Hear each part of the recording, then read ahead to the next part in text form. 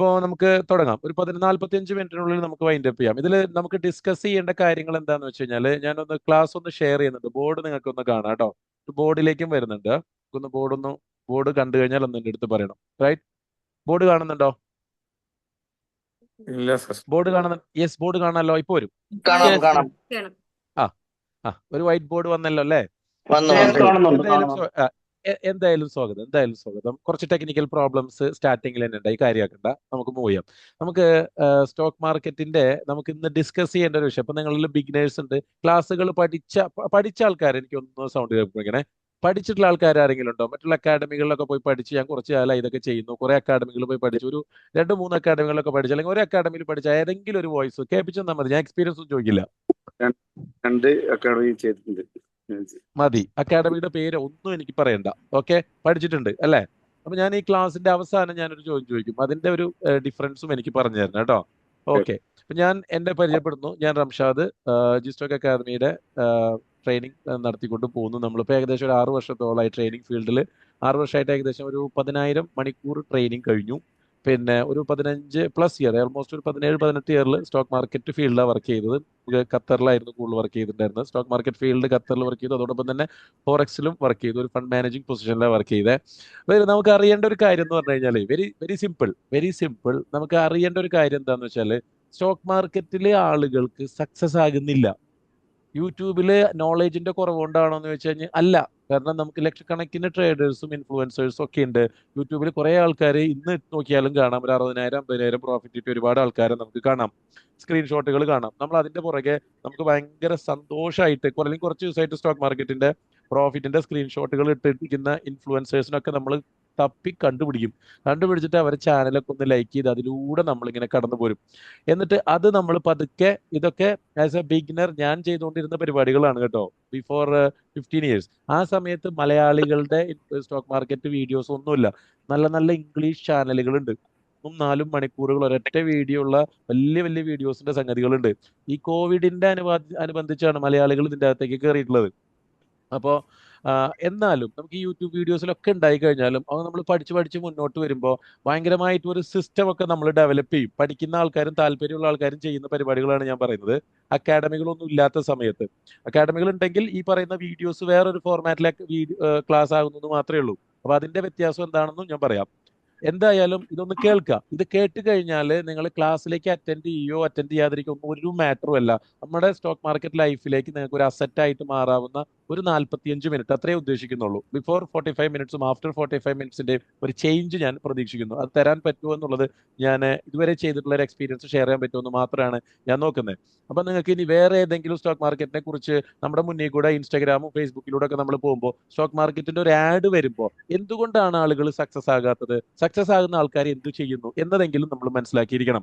അപ്പോൾ ആ ഒരു ഇൻഫോർമേഷൻ ഇത് വേറെ പോയി നമ്മൾ റോങ് ആയിട്ടുള്ള ഒരു സ്ഥലത്ത് നിങ്ങൾ ചെയ്തില്ലെങ്കിൽ പോലും നമ്മൾ സക്സസ് ആണ്, ജോയിൻ ചെയ്യണമെന്നൊന്നുമില്ല. അപ്പോൾ എന്തുകൊണ്ടാണ് സ്റ്റോക്ക് മാർക്കറ്റിൽ സക്സസ് ആളുകൾക്ക് ഇല്ലാത്തത് എന്നതിന്റെ റീസൺ ആണ് നമ്മൾ നോക്കുന്നത്. നിങ്ങളുടെ അഭിപ്രായത്തിൽ എന്താണ്? ഒരു 2 മിനിറ്റ് എനിക്കൊന്ന് പറഞ്ഞു തരുമോ, എന്തുകൊണ്ടായിരിക്കാം സ്റ്റോക്ക് മാർക്കറ്റിൽ ഫെയിലിയർ ആകുന്നത്? 2 മിനിറ്റ് കൂടുതൽ ഞാൻ സ്പെൻഡ് ചെയ്യില്ല.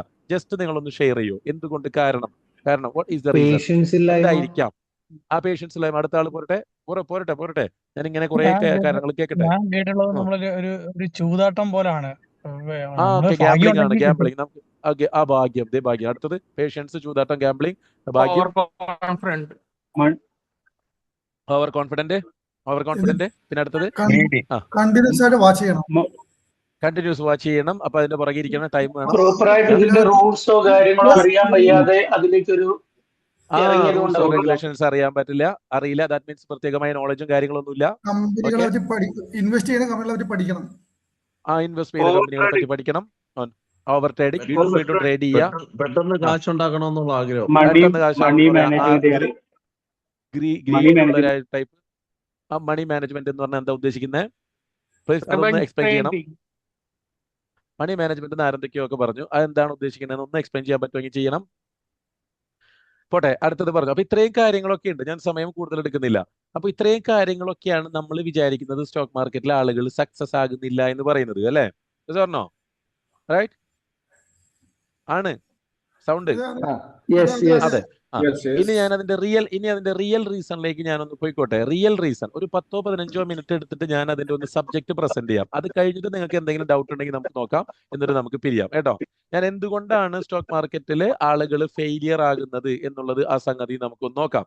അതായത് നമ്മൾ വിചാരിക്കുന്നത് പേഷ്യൻസിന്റെ, അതായത് ക്ഷമയില്ലായ്മയുടെ സംഗതിയാണ് ഈ സ്റ്റോക്ക് മാർക്കറ്റ് എന്നുള്ളത്. ആദ്യം തന്നെ ഷെയർ മാർക്കറ്റ് എന്താണ് എന്നുള്ളത് നമുക്ക് നോക്കാം. ഷെയർ മാർക്കറ്റ് എന്നുള്ളത് നമ്മുടെ മൈൻഡിൽ, ഇതിന്റെ ഒരു ആൻസറും കൂടെ വേണം, ഞാൻ ക്വസ്റ്റ്യൻ ചോദിച്ചു കഴിയാം. ഷെയർ മാർക്കറ്റ് എന്ന് പറഞ്ഞാൽ നമ്മുടെ മൈൻഡിൽ ഇരിക്കുന്ന ഒരു ആൻസർ എന്ന് പറഞ്ഞാൽ, അതായത് ഇപ്പോൾ ഇന്ത്യ എന്ന് പറഞ്ഞ രാജ്യത്തില് ഇന്ത്യയിലുള്ള പ്രധാനപ്പെട്ട കുറേ കമ്പനികളുണ്ട്. റിലയൻസ്, ഡാബർ, ബജാജ്, അങ്ങനെയുള്ള കുറേ കമ്പനികൾ അവരുടെ ഷെയറുകൾ വേണമെങ്കിൽ ഒരു മാർക്കറ്റ് ഉണ്ട്. ഒരു ഓൺലൈൻ മാർക്കറ്റാണ്. ആ ഓൺലൈൻ മാർക്കറ്റിൽ നമുക്ക് വേണമെങ്കിൽ നമ്മുടെ ആധാർ കാർഡും പാൻ കാർഡും ബാങ്ക് അക്കൗണ്ടൊക്കെ വെച്ച് ഒരു ഡിമാറ്റ് അക്കൗണ്ട് ഓപ്പൺ ചെയ്താൽ ഈ കമ്പനികളുടെ ഷെയർ നമുക്ക് വില കുറയുമ്പോൾ വാങ്ങിക്കാം, വില കൂടുമ്പോൾ വിറ്റിട്ട് നമുക്ക് പ്രോഫിറ്റ് എടുക്കാം. വില കുറയാണ് വാങ്ങിയിട്ട് വില കുറയുകയാണെങ്കിൽ നമുക്ക് നഷ്ടം. അപ്പൊ അതിനുള്ളൊരു മാർക്കറ്റാണ് ഷെയർ മാർക്കറ്റ് എന്നതാണോ നമ്മളുടെ ഇതുവരെയുള്ളൊരു അറിവ് ഷെയർ മാർക്കറ്റിനെ കുറിച്ച്? അത് ഈ സാധനം എന്താണെന്ന് അറിയണ്ടേ?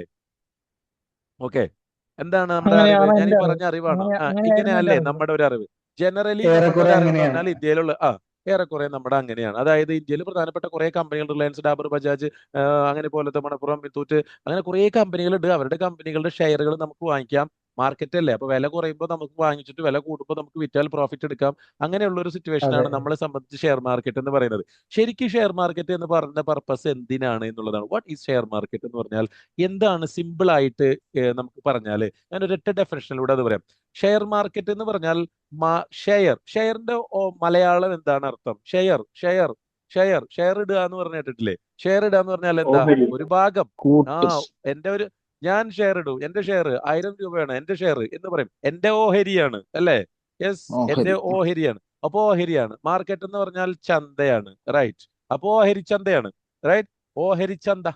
അപ്പോ ഓഹരി എന്ന് പറഞ്ഞാൽ നമ്മൾ പറയില്ല, എന്റെ തറവാട് പാർട്ടീഷൻ ചെയ്ത സമയത്ത് എനിക്ക് കിട്ടിയ എന്റെ ഓഹരി എന്നും പറയാറില്ലേ? പറയാറുണ്ടല്ലോ. ആ. അതെ. ആ ഓ. അപ്പൊ ഓഹരി എന്ന് പറയുമ്പോ എന്തോ വലുതിലൊന്നിൽ ഒരു ചെറിയ പാർട്ടാണ് ഓഹരി എന്ന് പറയുന്നത്, മലയാളത്തിൽ പറഞ്ഞാൽ അല്ലെ? ഓഹരി എന്ന് അതെ പറഞ്ഞാല് അതെ. വലുതിന്റെ ചെറിയ പാർട്ടാണ്. എന്റെ ഓഹരിയാണ്, തറവാട് ഭാഗം ചെയ്തപ്പോ എന്റെ ഓഹരി കിട്ടി. അപ്പൊ അതേപോലത്തെ ആ ഓഹരിയുടെ ചന്തയാണ്. അപ്പൊ അവിടെ ഒരു ക്വസ്റ്റ്യൻ അവിടെ റെലവെന്റ് ആണ്. എന്തിന്റെ ഉം. ഓഹരി? പറമ്പിന്റെ ഓഹരിയാണോ? അല്ലെങ്കിൽ ഒരു കേക്ക് വാങ്ങി അതിന്റെ ഓഹരിയാണോ? ഓക്കെ, എന്തിന്റെ ഓഹരിയാ? അല്ലെ? എന്തിന്റെ ഓഹരിയാ? What is it? അതാണ് പോയിന്റ്. നമ്മളെ സംബന്ധിച്ചിടത്തോളം ഏറ്റവും പ്രധാന പ്രശ്നം, എസ്പെഷ്യലി മലയാളികളുടെ പ്രശ്നം എന്താണെന്നറിയോ? ഒരുപാട് വലിയ വലിയ കാര്യങ്ങൾ അറിയാം, പക്ഷെ ബേസ് അറിയില്ല. ബേസ് എന്താണെന്ന് അറിയില്ല. അതാണ് നമ്മുടെ ഏറ്റവും വലിയ പ്രശ്നം. ബുർജ് ഖലീഫ 120 നില ഉണ്ട് എന്നുണ്ടെങ്കിൽ, അത്ര ഉണ്ടെന്ന് എനിക്ക് തോന്നുന്നു, നില ഉണ്ടെങ്കിൽ അതിന്റെ ഏറ്റവും പ്രധാനപ്പെട്ട ഏരിയ എവിടെയാ? ഏറ്റവും പ്രധാനപ്പെട്ട അതിന്റെ തറയല്ലേ, ഫൗണ്ടേഷൻ അല്ലേ? അതെ. ബേസ് ഉള്ളത് കൊണ്ടല്ലേ ഫൗണ്ടേഷൻ. അതാ കയറി പോകുന്നേ. അപ്പൊ എന്ത് അതെ അതെ. സംഭവത്തിന്റെ ആയാലും നമുക്ക് ബേസ് ആണ് നമ്മളെ കൂടെ ഏറ്റവും ഇമ്പോർട്ടന്റ് ആയിട്ട് വേണ്ടത്. ഇത് ഓഹരിയുടെ ചന്തയാണെന്ന് പറയുന്നു. ഓഹരി എന്ന് പറഞ്ഞ സാധനം പച്ച മലയാളത്തിൽ നമുക്കറിയാം ഒരു ഭാഗമാണ്. അപ്പോ ഭാഗച്ചന്ത, ഓഹരിച്ചന്തയാണ്. ഇവിടെ ഒരു ക്വസ്റ്റ്യൻ ചോദിക്കുന്നത് എന്തിന്റെ ഓഹരി എന്ന് ചോദിച്ചു കഴിഞ്ഞാൽ നമുക്ക് ആൻസർ ഉണ്ടാവും. വീഡിയോകൾ കണ്ട് തള്ളുകയല്ലേ നമ്മളെ യൂട്യൂബിൽ, അല്ലെ? ലക്ഷക്കണക്കിന് വീഡിയോസ് നമ്മൾ തള്ളണ്. എന്തിന്റെ ഓഹരിയാ? Any idea? എന്തിന്റെ ഓഹരിയാ? What is it? ഒരു അറിയില്ല. ആൻസർ പറയും. ലാഭത്തിന്റെ ഓഹരി. അല്ല ലാഭത്തിന്റെ. അല്ല അതിന്റെ net asset value. No, net asset value. What is it? Net asset value നമ്മൾ ടെക്നിക്കൽ ടേം പ്രോഫിറ്റ്. പറയും. ഞാൻ ഒരു കാര്യം പറയാം. പ്രോഫിറ്റ് എന്ന് പറയുന്നത് ഞാൻ ഒരു കാര്യം പറയാം. ഒരു സിമ്പിൾ പ്രോഡക്റ്റ് ആയിട്ട് കേട്ടോ. വിറ്റഴിച്ചതിന്റെ ലാഭവിഹിതം കമ്പനി കൊടുക്കും. ലാഭവിഹിതമാണെന്ന് പറയുന്നു. ഓക്കെ, അതിന്റെ ആണോ? നമുക്ക് വരാം. ഞാനൊരു കാര്യം ഇല്ല. പറയാം. മാർക്കറ്റാണ്, ചന്തയാണ്, അല്ലേ? സ്വർണ്ണോ മാർക്കറ്റാണ്, ചന്തയാണ്. അതിൽ നമ്മൾ നമുക്ക് മുതൽ തർക്കില്ലല്ലോ. മുടക്കുന്നതിന്റെ ഓഹരി. ലെറ്റ് മീ ഓക്കെ, ഞാൻ ചോദിച്ചു ഞാൻ സമയപരിധി ഉള്ളത് കൊണ്ട് ഞാൻ കയറുകയാണ് കേട്ടോ. നമ്മൾ നമ്മൾ പഠിക്കുന്ന മുതൽ സമയത്ത് മുടക്കുന്നതിന്റെ ഓഹരി. മുതൽ മുടക്കുന്നതിന്റെ ഓഹരി, എന്തിന്റെ ഓഹരിയാണെന്ന് കുറച്ചും കൂടെ നമുക്ക്. മുതൽ മുടക്കുക എന്ന് പറഞ്ഞാൽ നമ്മുടെ ക്യാപിറ്റലിന്റെ ഓഹരി എന്ന് പറയുന്നു, അല്ലെ? നമ്മുടെ പൈസയുടെ ഓഹരിയാണോ? ഇനി ഞാൻ അതിന്റെ ആൻസറിലേക്ക് പോവുകയാണ് കേട്ടോ. അതുകൊണ്ടാണ് വെച്ചാൽ കുറച്ച് സമയത്തിനുള്ളിൽ തീർക്കേണ്ടത്. നമ്മുടെ റിയൽ ക്ലാസ്സുകൾ വരുമ്പോൾ ഒരു 4 മാസം കഴിയുന്ന സമയത്ത് 4ാമത്തെ മാസത്തിന്റെ അവസാനം ഒരാൾ സ്റ്റോക്ക് മാർക്കറ്റ് അനലിസ്റ്റ് ആയിരിക്കും.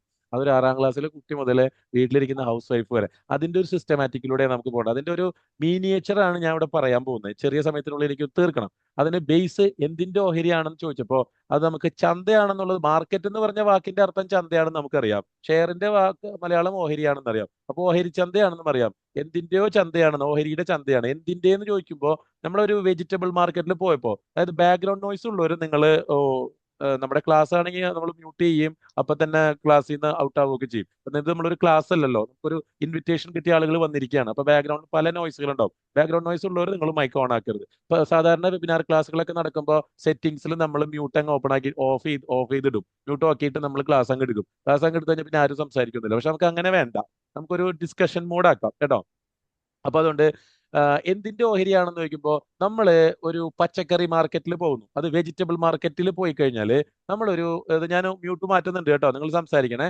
വെജിറ്റബിൾ മാർക്കറ്റിൽ പോയി കഴിഞ്ഞാൽ നമ്മളൊരു 1/2 കിലോ തക്കാളി, മലയാളത്തിൽ തന്നെ പറയാം 1/2 കിലോ, മലയാളികളെല്ലാം നമ്മൾ 1/2 കിലോ തക്കാളി നമ്മൾ വാങ്ങിക്കുന്നു. 25 രൂപയാണ്. 25 രൂപയ്ക്ക് 1/2 കിലോ തക്കാളി നമ്മൾ അത് ആ കിറ്റിലിട്ട് വാങ്ങി നമ്മൾ വീട്ടിലേക്ക് പോരുന്ന സമയത്ത് നമ്മളത് പുറകിൽ ഒളിപ്പിച്ചിട്ടാണോ പോരുക, അല്ലെങ്കിൽ കയ്യിൽ ഇങ്ങനെ പിടിച്ചു വരുമോ? ആൾക്കാർ കണ്ടാൽ വല്ല പ്രശ്നം ഉണ്ടോ?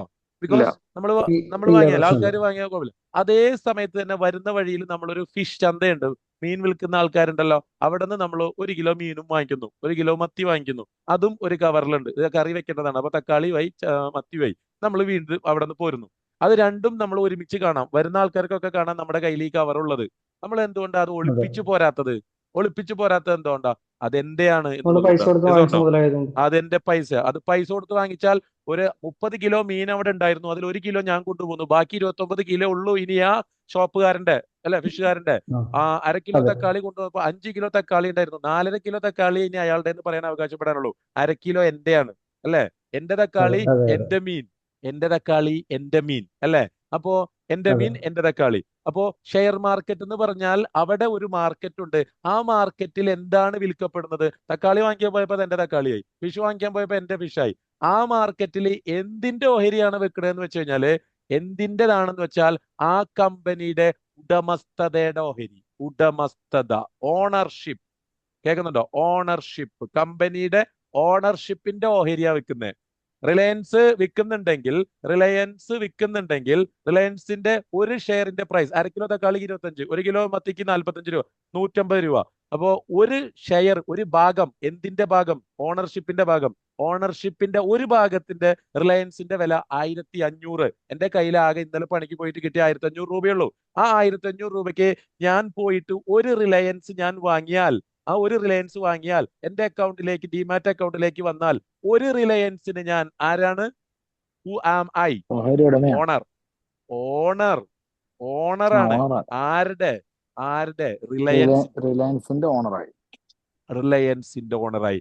ഒരു ഓഹരിക്കോ ഓണറായി, അല്ലെ? അപ്പൊ എന്തിന്റെ ഓഹരിയാ വെക്കുന്നത്?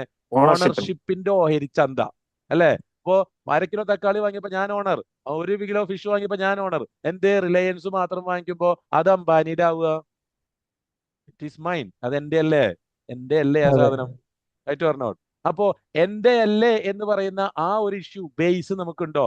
റിലയൻസ് വാങ്ങിയപ്പോ നമ്മള് ഗൾഫിൽ നിന്ന് വന്ന ഒരാളാണെന്നുണ്ടെങ്കിൽ, ജോലി പോയിട്ട് ഗൾഫിൽ നിന്ന് വന്ന ഒരാള് ആദ്യമായിട്ട് ഷെയർ മാർക്കറ്റിൽ കയറിയിട്ട് ഈ ഒരു കാര്യം, ഞാൻ ഈ പറഞ്ഞൊരു കാര്യം മനസ്സിലാക്കി, ഓണറാണ് അപ്പൊ, അല്ലേ?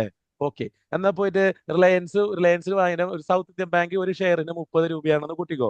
30 രൂപയ്ക്ക് 100 രൂപയ്ക്ക് പുള്ളി എന്ത് ചെയ്തു? 90 രൂപയ്ക്ക് 3 ഷെയർ വാങ്ങി, അല്ലെങ്കിൽ 30,000 രൂപയ്ക്ക് 100 എണ്ണം വാങ്ങി, അല്ലെങ്കിൽ 1000 എണ്ണം വാങ്ങി. 1000 ടു 30,000, 1000 ഷെയർ സൗത്ത് ഇന്ത്യൻ ബാങ്കിന്റെ വാങ്ങിയിട്ട് ഒരു ഫ്രണ്ട് ചോദിക്കുകയാണ്, എന്ത് പറ്റി, എവിടെയാണ് ഇപ്പൊ, എന്നാ തിരിച്ചു പോകണമെന്ന് ഗൾഫുകാരോട് സ്ഥിരമായിട്ട് ചോദിക്കുന്ന ഒരു ചോദ്യമുള്ള, നാട്ടിൽ വന്നാ എന്നാ തിരിച്ചു പോകണം, ലീവ് എന്നാ തീരാന്നുള്ളത്. അപ്പൊ ലീവ് തീരുന്ന സംഗതി ചോദിച്ചാൽ പുള്ളി പറയും പോകുന്നില്ല, ഗൾഫിൽ നിന്ന് തിരിച്ചു പോകുന്നു. ഇപ്പൊ എന്ത് ചെയ്യുന്നു? ഞാനൊരു ബാങ്ക് വാങ്ങി, സൗത്ത് ഇന്ത്യൻ ബാങ്ക് എന്റെയാണ്. നിങ്ങളൊരു കാര്യം ചെയ്യും. എന്താ ക്ലിയർ ആവാത്തെ? Okay, may be it's problem. Okay ആണല്ലോ? ഇല്ലല്ലോ, ശരിയല്ല, ഓക്കെ ഓക്കെ അല്ലേ? ഓക്കെ വോയിസ് ആണ് ഒന്ന് കേട്ടു. അവിടെ ഓക്കെ ചില അവിടെ ചില ഓക്കെയാണ്. ചെറിയ പ്രോബ്ലം ഉണ്ട്. നമുക്ക് പല അപ്പൊ സൗത്ത് ഇന്ത്യൻ ബാങ്ക് വാങ്ങി. ഞാന് അപ്പൊ ഒരാളോട് ഫ്രണ്ടിനോട് പറയാണ്, ഞാൻ ഇനി ഗൾഫിലൊന്നും പോകുന്നില്ല, ഞാനിവിടെ സൗത്ത് ഇന്ത്യൻ ബാങ്ക് എന്റെ ബാങ്കാണ്, നിങ്ങള് അത് FD റേറ്റ് ഇപ്പോൾ 6.5% ആക്കിയിട്ടുണ്ട്, നമുക്ക് പുതിയ പുതിയ പ്രോഡക്റ്റുകൾ വരുന്നുണ്ട്, ബാങ്ക് അക്കൗണ്ട് ഇല്ലെങ്കിൽ എന്റെ ബാങ്കിലേക്ക് പോര്, ആ ടൗണിൽ എന്റെ ബാങ്ക് ഉണ്ട്, അങ്ങോട്ട് വരാൻ പറഞ്ഞാല് ഈ കേട്ട ആൾ എന്താ വിചാരിക്കുക? ഗൾഫിൽ നിന്ന് ജോലി പോയിട്ട് ആളുടെ കിളി പോയി എന്നല്ലേ വിചാരിക്കുള്ളൂ? ഇതാണോ? വട്ടാണെന്ന് വിചാരിക്കും. അല്ലേ? അതെ. അല്ല, വട്ടാണെന്ന് വിചാരിക്കും. വട്ടാണെന്ന് വിചാരിക്കില്ലേ? സ്വാഭാവികമായിട്ടും വിചാരിക്കില്ലേ? പക്ഷെ എന്താണ് ശരിക്കും സംഭവിച്ചത്? ശരിക്കും സംഭവിച്ചത് 1000 ഷെയറിന് അയാൾ ഓണർ തന്നെയാണ്. കേൾക്കുന്നുണ്ടോ? 1000 ഷെയറിന് അയാൾ ഓണർ തന്നെയാണ്. ആദ്യം ഷെയർ മാർക്കറ്റ് 2006 ആദ്യം ഷെയർ മാർക്കറ്റിൽ പോയി കമ്പനിയുടെ വിളിച്ചു വാങ്ങിക്കണമായിരുന്നു. പിന്നെ നമ്മൾ പതുക്കെ 2006 2005 ആ സമയത്തൊക്കെ നമ്മള് ഷെയർ ബ്രോക്കിംഗ് സാറേ ഒന്നും കമ്പനിയിലേക്ക് മനസ്സിലാവുന്നില്ല, ഒന്നും ക്ലിയർ അല്ല, വോയിസ് ബ്രേക്ക് ആയി കേൾക്കുന്നു, ഒന്നും അത് നിങ്ങൾ മനസ്സിലാവുന്നില്ല. അവിടുത്തെ പ്രോബ്ലം ആയിരിക്കും കേട്ടോ റാഷിദ്. വേറെ പ്രോബ്ലം ഒന്നുമില്ലല്ലോ? ഓക്കെയാണ്, വേറെ പ്രോബ്ലം ഓക്കെയാണ്. ഒന്നുമില്ലല്ലോ? വേറെ ഒന്നും പ്രോബ്ലം എനിക്ക് ഇല്ല. വോയിസ് ക്ലിയർ ആണ്, കേൾക്കുന്നില്ല, ഒന്നും ക്ലിയർ ആണ്. മനസ്സിലാവുന്നില്ല. അതായത് വോയിസ് അവിടുത്തെ പ്രോബ്ലം ആണ്. നിങ്ങൾ നെറ്റ് ഒന്ന് എൻ്റർ ചെയ്തിട്ട് എക്സിറ്റ് തിരിച്ചു വരും കേട്ടോ, അപ്പൊ കറക്റ്റ് ആവും. അപ്പോ സൗത്ത് ഇന്ത്യൻ ബാങ്കിന്റെ ഓണർ ആണെന്ന് പുള്ളി പറഞ്ഞ് ആദ്യത്തെ ഒരു സമയത്ത് 2002-2006 ആ സമയത്തൊക്കെ ആണെങ്കിൽ നമുക്ക് ബ്രോക്കിംഗ് കമ്പനികളിൽ പോയിട്ട് വിളിച്ചു പറഞ്ഞാൽ മതി, ആ സൗത്ത് ഇന്ത്യൻ ബാങ്ക് നമ്മൾ വാങ്ങിക്കേട്ടോ. അങ്ങനെ പറഞ്ഞ് ഇപ്പൊ ഒരു ആപ്ലിക്കേഷൻ വന്നു. ഇപ്പൊ നമുക്ക് ഒറ്റ പ്രസ് ചെയ്താൽ ഒരു കമ്പനി നമ്മുടെ കയ്യിലേക്ക് വരുന്നു എന്ന് പറയുന്ന സിറ്റുവേഷൻ ആയി. നമുക്ക് അവിടെ എന്താ പറയുക, എഫേർട്ട് എടുത്തിട്ടില്ല, ഒരു കമ്പനിയുടെ ഓണർ ആവാൻ എഫേർട്ട് എടുത്തിട്ടില്ല. നമ്മുടെ മൈൻഡിന് ഒന്ന് അത് മനസ്സിലാക്കാനുള്ള ഒരു ടൈം പീരീഡ് കിട്ടുന്നതിന് മുമ്പ് നമ്മൾ എന്തായി, ഓണറായി മാറുന്നു എന്നുള്ളതാണ്. അത് നമ്മളെ മൈൻഡിന് മനസ്സിലാവാത്തതുകൊണ്ടാണ് കേട്ടോ. ഇത് ഓഹരി ചന്ത എന്ന് പറയുന്നത് എന്തിന്റെ ഓഹരിയാന്ന് വെച്ചാൽ കമ്പനിയുടെ ഓണർഷിപ്പ് വിൽക്കുന്ന ഒരു സ്ഥലത്തുനിന്ന് ഓരോ കമ്പനിയുടെ ഓണർഷിപ്പാണ് നമ്മൾ വാങ്ങിക്കുന്നത്. അപ്പൊ ഒരു രാജ്യത്ത് സ്റ്റോക്ക് മാർക്കറ്റ് എന്തിനു വന്നു എന്ന് വെച്ചാൽ, ഇപ്പൊ സാധാരണ ഒരു പെയിന്റ് പണിക്ക് പോകുന്ന ഒരാള്, അയാൾക്ക് ഒരു കമ്പനി തുടങ്ങണം എന്ന് പറഞ്ഞാൽ പറ്റുമോ? ആ പണിക്ക് പോണ്ടേ? അത് കഴിഞ്ഞാൽ പിന്നെ ബാങ്കിൽ ജോലി ചെയ്യുന്ന ഒരാൾക്ക് ഒരു ബിസിനസ് തുടങ്ങണം എന്ന് പറഞ്ഞാൽ പറ്റില്ല, അയാൾക്ക് ജോലിക്ക് പോകണം. അങ്ങനെ പല ജോലികൾക്ക് പോകുന്ന ഓരോ പൗരനും ബിസിനസ് തുടങ്ങണം എന്നുണ്ടെങ്കിൽ അവന്റെ ആഗ്രഹം സാക്ഷാത്കരിക്കുന്നതിന് വേണ്ടിയിട്ട് രാജ്യം എന്ത് ചെയ്തു? കമ്പനികൾ കൂട്ടിയിട്ട് വെക്കുന്ന ഒരു ചന്ത ഉണ്ടാക്കി.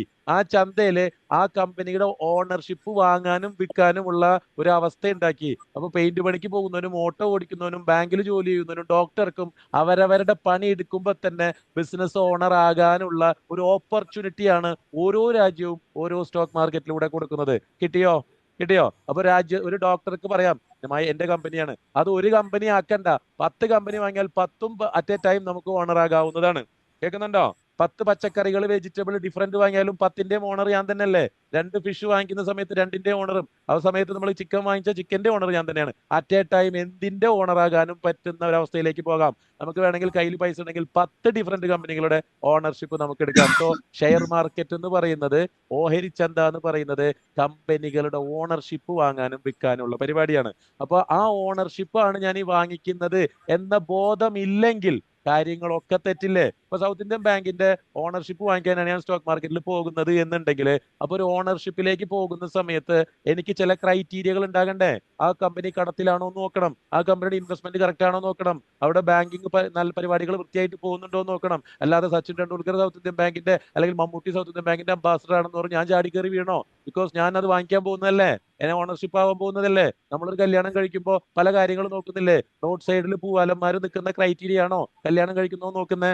അല്ലെ? ചില ആൾക്കാർ പറയില്ലേ, എനിക്ക് കൂടെ ജീവിക്കേണ്ടതാണ്, പൈസ വളരെ അത്യാവശ്യമാണ്, എന്നാ പൈസ ഉള്ള ഫാമിലി, അല്ലെങ്കിൽ ഈ കൂടെ ജീവിക്കുന്നതാണ്, സ്വഭാവമാണ് ഇമ്പോർട്ടന്റ്, എന്നാ സ്വഭാവം നല്ലത്, ക്രൈറ്റീരിയ ഉണ്ടാവില്ലേ? അപ്പൊ സൗത്ത് ഇന്ത്യൻ ബാങ്ക് ഞാൻ വാങ്ങിക്കാൻ പോകുമ്പോൾ ആ കമ്പനിയുടെ ഓണറാണ് ഞാൻ ആകാൻ പോകുന്നത് എന്നുണ്ടെങ്കിൽ, ഞാൻ തെരഞ്ഞെടുക്കുന്ന ചില ക്രൈറ്റീരിയകൾ ഞാൻ നോക്കില്ലേ? അപ്പൊ എന്റെ ക്രൈറ്റീരിയകൾ മീറ്റ് ചെയ്യുന്നില്ലെങ്കിൽ മമ്മൂട്ടിയല്ല പ്രധാനമന്ത്രി അംബാസഡർ ആയപ്പോലും ഞാൻ എടുക്കോ? Am I right or not? എടുക്കില്ല. ആ എടുക്കുന്ന തെരഞ്ഞെടുപ്പ് നമുക്ക് പഠിക്കണ്ടേ? ആ തെരഞ്ഞെടുപ്പ് നമുക്ക് പഠിക്കാം അല്ലെ? ആ തെരഞ്ഞെടുക്കുന്നത് എങ്ങനെയാണെന്ന് പഠിക്കാം. അപ്പൊ ഷെയർ മാർക്കറ്റ് എന്നുള്ള സംഗതിയുടെ പർപ്പസ് മനസ്സിലായി എന്ന് വിചാരിക്കുന്നു. ഫസ്റ്റ് പോർഷൻ പർപ്പസ് മനസ്സിലായോ? എന്തിനാ സാധനം കൊണ്ട് വെച്ചിരിക്കുന്നത്? ഓണർഷിപ്പ് വാങ്ങാനും വിൽക്കാനുമാണ് അല്ലെ? അത് പിടികിട്ടിയോ? അത് പിടികിട്ടിയെന്ന് വിചാരിക്കുന്നു. റൈറ്റ്? ഇൻവെസ്റ്റർ ആണ് അല്ലേ സാർ? നമ്മളൊരു ഇൻവെസ്റ്റർ ആണ്. അതൊരു ഇൻവെസ്റ്റർ മോഡാണ്. ഇൻവെസ്റ്റർ മോഡിലേക്ക് നമ്മൾ വരുന്നു കേട്ടോ. അപ്പോ നമ്മളെ സംബന്ധിച്ചിടത്തോളം ഇല്ല, കമ്പനി മാനേജ് ചെയ്യുന്നില്ല. കമ്പനിയുടെ കാര്യങ്ങൾ ജസ്റ്റ് ഇൻവെസ്റ്റർ അല്ല, ഹി ഈസ് ആൻ ഓണർ. ഞാൻ പറയട്ടെ, ജനാധിപത്യത്തിലെ ആരാണ് കിങ്? പ്രധാനമന്ത്രിയാണോ കിങ്? വോട്ടറാണോ കിങ്? പ്രധാനമന്ത്രി. ആ വോട്ട് ചെയ്ത് എംപിമാരെ തെരഞ്ഞെടുത്ത് എംപിമാര് പാർലമെന്റിൽ കയറി എംപിമാര് കൂടെ ഇരുന്നിട്ട് പ്രധാനമന്ത്രിയെ തെരഞ്ഞെടുക്കുന്നു എന്ന് പറയുന്ന പോലെ ഒരു സാധാരണ ഷെയർ വാങ്ങിക്കുന്ന താഴേക്ക് ബോർഡ് കണ്ടിട്ട് വിചാരിക്കുന്നു അല്ലെ, സാധാരണ ഒരു ഇൻവെസ്റ്റർ, ഒരു ഓട്ടോ ഓടിക്കുന്ന, പെയിന്റ് അടിക്കുന്ന, ഒരു ബാങ്ക് ജോലി ചെയ്യുന്ന ഒരാള് റിലയൻസിന്റെ ഷെയറിൽ റിലയൻസിന് പൈസ കൊടുത്താൽ അതെന്ത് ചെയ്യുന്നു? അവര് ഓണറായാൽ നിങ്ങൾ നിങ്ങളുടെ മെയിൽ കൊടുത്ത് നോക്കിയാൽ മതി. അവിടെ മെയിലിൽ വോട്ട് ചെയ്യേണ്ട പരിപാടികളൊക്കെ വരുന്നുണ്ട്, നമ്മളത് അറിയുന്നില്ല എന്നേ ഉള്ളൂ. മനസ്സിലായോ? വോട്ട് ചെയ്യാൻ വിളിക്കും. അത് ആ വോട്ട് ചെയ്ത് സാധാരണക്കാരായ ആളുകള്, ഓണേഴ്സ് ആയ ആളുകൾ വോട്ട് ചെയ്ത് ആരെ തെരഞ്ഞെടുക്കും? ഡയറക്ടേഴ്സിനെ തെരഞ്ഞെടുക്കും. കമ്പനിയുടെ ഡയറക്ടേഴ്സിന് വന്ന് കമ്പനി നോക്കാൻ പറ്റില്ല. ഞാൻ ബോർഡ് എഴുതുന്നത് നിങ്ങൾ കാണുന്നുണ്ടോ? ബോർഡ് കാണുന്നുണ്ടോ? ഡയറക്ടേഴ്സിനെ തെരഞ്ഞെടുക്കും. ഡയറക്ടേഴ്സിനെ തെരഞ്ഞെടുത്താൽ ഡയറക്ടേഴ്സ് എന്ത് ചെയ്യും? ഒരു ബോർഡിനെ തെരഞ്ഞെടുക്കും കേട്ടോ. 10-15 പേരുണ്ടെന്നുണ്ടെങ്കിൽ എല്ലാവർക്കും ഇത് എപ്പോഴും ഒന്ന് തീരുമാനം എടുക്കാൻ പറ്റുന്നില്ല. അപ്പൊ ഡിസിഷൻ എടുക്കുന്ന ഒരു 50 ഡയറക്ടേഴ്സ് ഉണ്ടെങ്കിൽ ഒരു 15 പേരെ ഒരു ബോർഡാക്കും. ബോർഡ് ഓഫ് ഡയറക്ടേഴ്സ് ആയി. ബോർഡ് ഓഫ് ഡയറക്ടേഴ്സിനെ 10-15 പേർക്ക് എപ്പോഴും വന്ന് കമ്പനി നോക്കാനൊന്നും പറ്റില്ല. അതിൽ അപ്പൊ ആ ബോർഡ് ആരെ തെരഞ്ഞെടുക്കും? മാനേജിംഗ് ഡയറക്ടറെ തെരഞ്ഞെടുക്കും. ഓക്കെ, മാനേജ് ചെയ്യാൻ ഒരു ഡയറക്ടർ വേണം. മാനേജിംഗ് ഡയറക്ടർക്ക് വന്ന എപ്പോഴും കാര്യം കമ്പനിയുടെ ഉള്ളിലെ സ്റ്റാഫ് വരുന്നുണ്ടോ പോകുന്നുണ്ടോ എന്ന് നോക്കാനൊന്നും പറ്റില്ല. മാനേജിംഗ് ഡയറക്ടർ ആരെ തെരഞ്ഞെടുക്കും? സിഇഒനെ തെരഞ്ഞെടുക്കും. ചീഫ് എക്സിക്യൂട്ടീവ് ഓഫീസറെ തെരഞ്ഞെടുക്കും. ചീഫ് എക്സിക്യൂട്ടീവ് ഓഫീസറാണ് ആ കമ്പനിയുടെ എല്ലാ സ്റ്റാഫിന്റെയും അധിപൻ. ചീഫ് എക്സിക്യൂട്ടീവ് ഓഫീസറുടെ അടിയിൽ ആരുണ്ടാവും? General managers, deputy general managers, senior managers, staff. ആരാ ഇത് ഉണ്ടാക്കിയ ആള്? Who starting? ആരാ? ഇൻവെസ്റ്റർ ഉണ്ടാക്കിയതല്ലേ അല്ലേ? ആ, അപ്പോ പാർലമെന്റിൽ അവർ ഇരിക്കുന്നുണ്ടെങ്കിൽ എന്റെ വോട്ടാണെന്ന് പറയാറില്ലേ? ഞാൻ അടച്ചിട്ടാ. അപ്പൊ നമുക്കത് ഫീൽ ചെയ്യാറില്ല അല്ലേ? ഞാനാണെന്ന് ഫീൽ ചെയ്യാറില്ല. അപ്പൊ ഒരു കമ്പനി ആരുടെ കമ്പനിയാ? എന്റെ കമ്പനി. അത് എന്റെ പണി ഓട്ടോ ഓടിക്കല്. ഓക്കെ, അപ്പോ അങ്ങനെയുള്ള ആളുകൾ തെരഞ്ഞെടുത്തിട്ട് ഫണ്ട് ചേർന്നിട്ടാണ് ബിസിനസ് ഉണ്ടായിരിക്കുന്നത് കേട്ടോ. അപ്പോ ഓണർഷിപ്പ് എന്റെ കയ്യിൽ യൂസഫ് അലി സൗത്ത് ഇന്ത്യൻ ബാങ്കിന്റെ ഓണറിൽ കയറിയിട്ടുണ്ടെങ്കിൽ അത്ര അധികം ഫണ്ട് വാങ്ങി കൂട്ടിയിട്ടുണ്ടാവും. എനിക്ക് കൊടുക്കാൻ എന്റെ 2 എണ്ണത്തിന്റെ 100 എണ്ണത്തിന്റെ പൈസ ഉള്ളൂ. അപ്പൊ ഞാനും ഓണറാണ്, അയാളും ഓണറാണ്. വ്യത്യാസം മനസ്സിലായോ? ഞാനും ഓണർ തന്നെയാണ്, അയാളും ഓണർ തന്നെയാണ്. രണ്ടുപേരും ഓണറാണ്. അതിനനുസരിച്ച് കുറച്ച് കൂടുതൽ ആളുകളുണ്ടെന്ന് മാത്രമേ ഉള്ളൂ. അതുകൊണ്ട് ഓണർ അല്ലാതാവില്ല. കേൾക്കുന്നുണ്ടോ? Right or not please? Okay അല്ലേ? ഓണറാണ്. അപ്പോ ഇതാണ് ഷെയർ മാർക്കറ്റ് എന്ന് പറഞ്ഞ പരിപാടി. സമ്പ്രദായം ഇതാണ്. ആ സംഭവത്തില് ആളുകൾ ഷെയറുകൾ വാങ്ങുകയും വിൽക്കുകയും ഒക്കെ ചെയ്യുന്നുണ്ട്. ഈ ചെയ്യുന്ന ആൾക്കാര്, ഇനി അടുത്ത പോയിന്റ് എന്ന് പറഞ്ഞാല്, ഈ പരിപാടിയിൽ എൻറ്റർ ചെയ്യുന്ന ഈ പരിപാടിക്ക് ഒരു കൺട്രോളിംഗ് ബോഡി ഒക്കെ ഉണ്ട് ഇന്ത്യയില്. സെബി എന്ന് പറയും, securities exchange board of India. ഇവർ പറയുന്നത് എന്താണെന്നറിയോ? 90% ആൾക്കാർ ഇതിൽ ഫെയിലിയർ ആണ്. 10% ആൾക്കാർ മാത്രമേ ഇതിൽ സക്സസ് ഉള്ളൂ.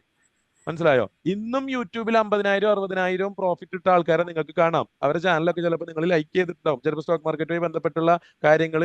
നമ്മളിപ്പോ ഒരു കാര്യം ചിന്തിച്ചാൽ അതേ വീഡിയോസ് വരില്ലേ നമ്മുടെ യൂട്യൂബിലുമൊക്കെ? ഓർമ്മയുണ്ടോ? അറിയോ? അല്ലെ? ഒരു അൽഗോരിതം വർക്ക് ചെയ്യുന്നുണ്ട്. അപ്പൊ നമ്മൾ പറയില്ലേ, ഞാൻ കടന്നു പോകുന്ന അതേ വീഡിയോസ് അല്ല ഞാൻ കണ്ടുകൊണ്ടിരിക്കുന്നത്. കാരണം നമ്മൾ അൽഗോരിതം വർക്ക് ചെയ്യുന്നുണ്ട്. നമ്മൾ ടൈപ്പ് ചെയ്യുന്ന ഒക്കെ ഗൂഗിൾ പിടിച്ചിട്ട് അതിനോട് കണക്ട് ആയ വീഡിയോസാണ് നമ്മുടെ മുമ്പിൽ ഇരിക്കുന്നത്. അപ്പൊ നിങ്ങൾ ഇപ്പൊ എന്തായാലും സ്റ്റോക്ക് മാർക്കറ്റിന്റെ വീഡിയോസ് പലതും നിങ്ങൾ കാണും. അപ്പൊ അവിടെ 50,000 പ്രോഫിറ്റ് കിട്ടുന്ന 60,000 പ്രോഫിറ്റ് കിട്ടുന്ന ഒക്കെ കാണും. പക്ഷെ സെബി പറയുന്നത് എന്താണെന്നറിയോ? ഈ പ്രോഫിറ്റ് കിട്ടലും പരിപാടികളൊക്കെ നടക്കുന്നുണ്ടെങ്കിലും ഒരു വർഷത്തിന്റെ അവസാനം ചെല്ലുന്ന സമയത്ത് 90% ഫെയിലിയർ എന്നാ പറയാ. തോൽവി എന്ന് പറഞ്ഞാൽ എന്താ? കൊണ്ടുവരുന്ന ക്യാപിറ്റലിന്റെ താഴെ 1 രൂപ താഴെ, 1 രൂപയെങ്കിലും താഴെ. മനസ്സിലായോ? 1 രൂപ മുകളിലില്ല. 1 ലക്ഷം കൊണ്ടുവന്നവൻ 1 ലക്ഷത്തിന്റെ മുകളിലില്ല.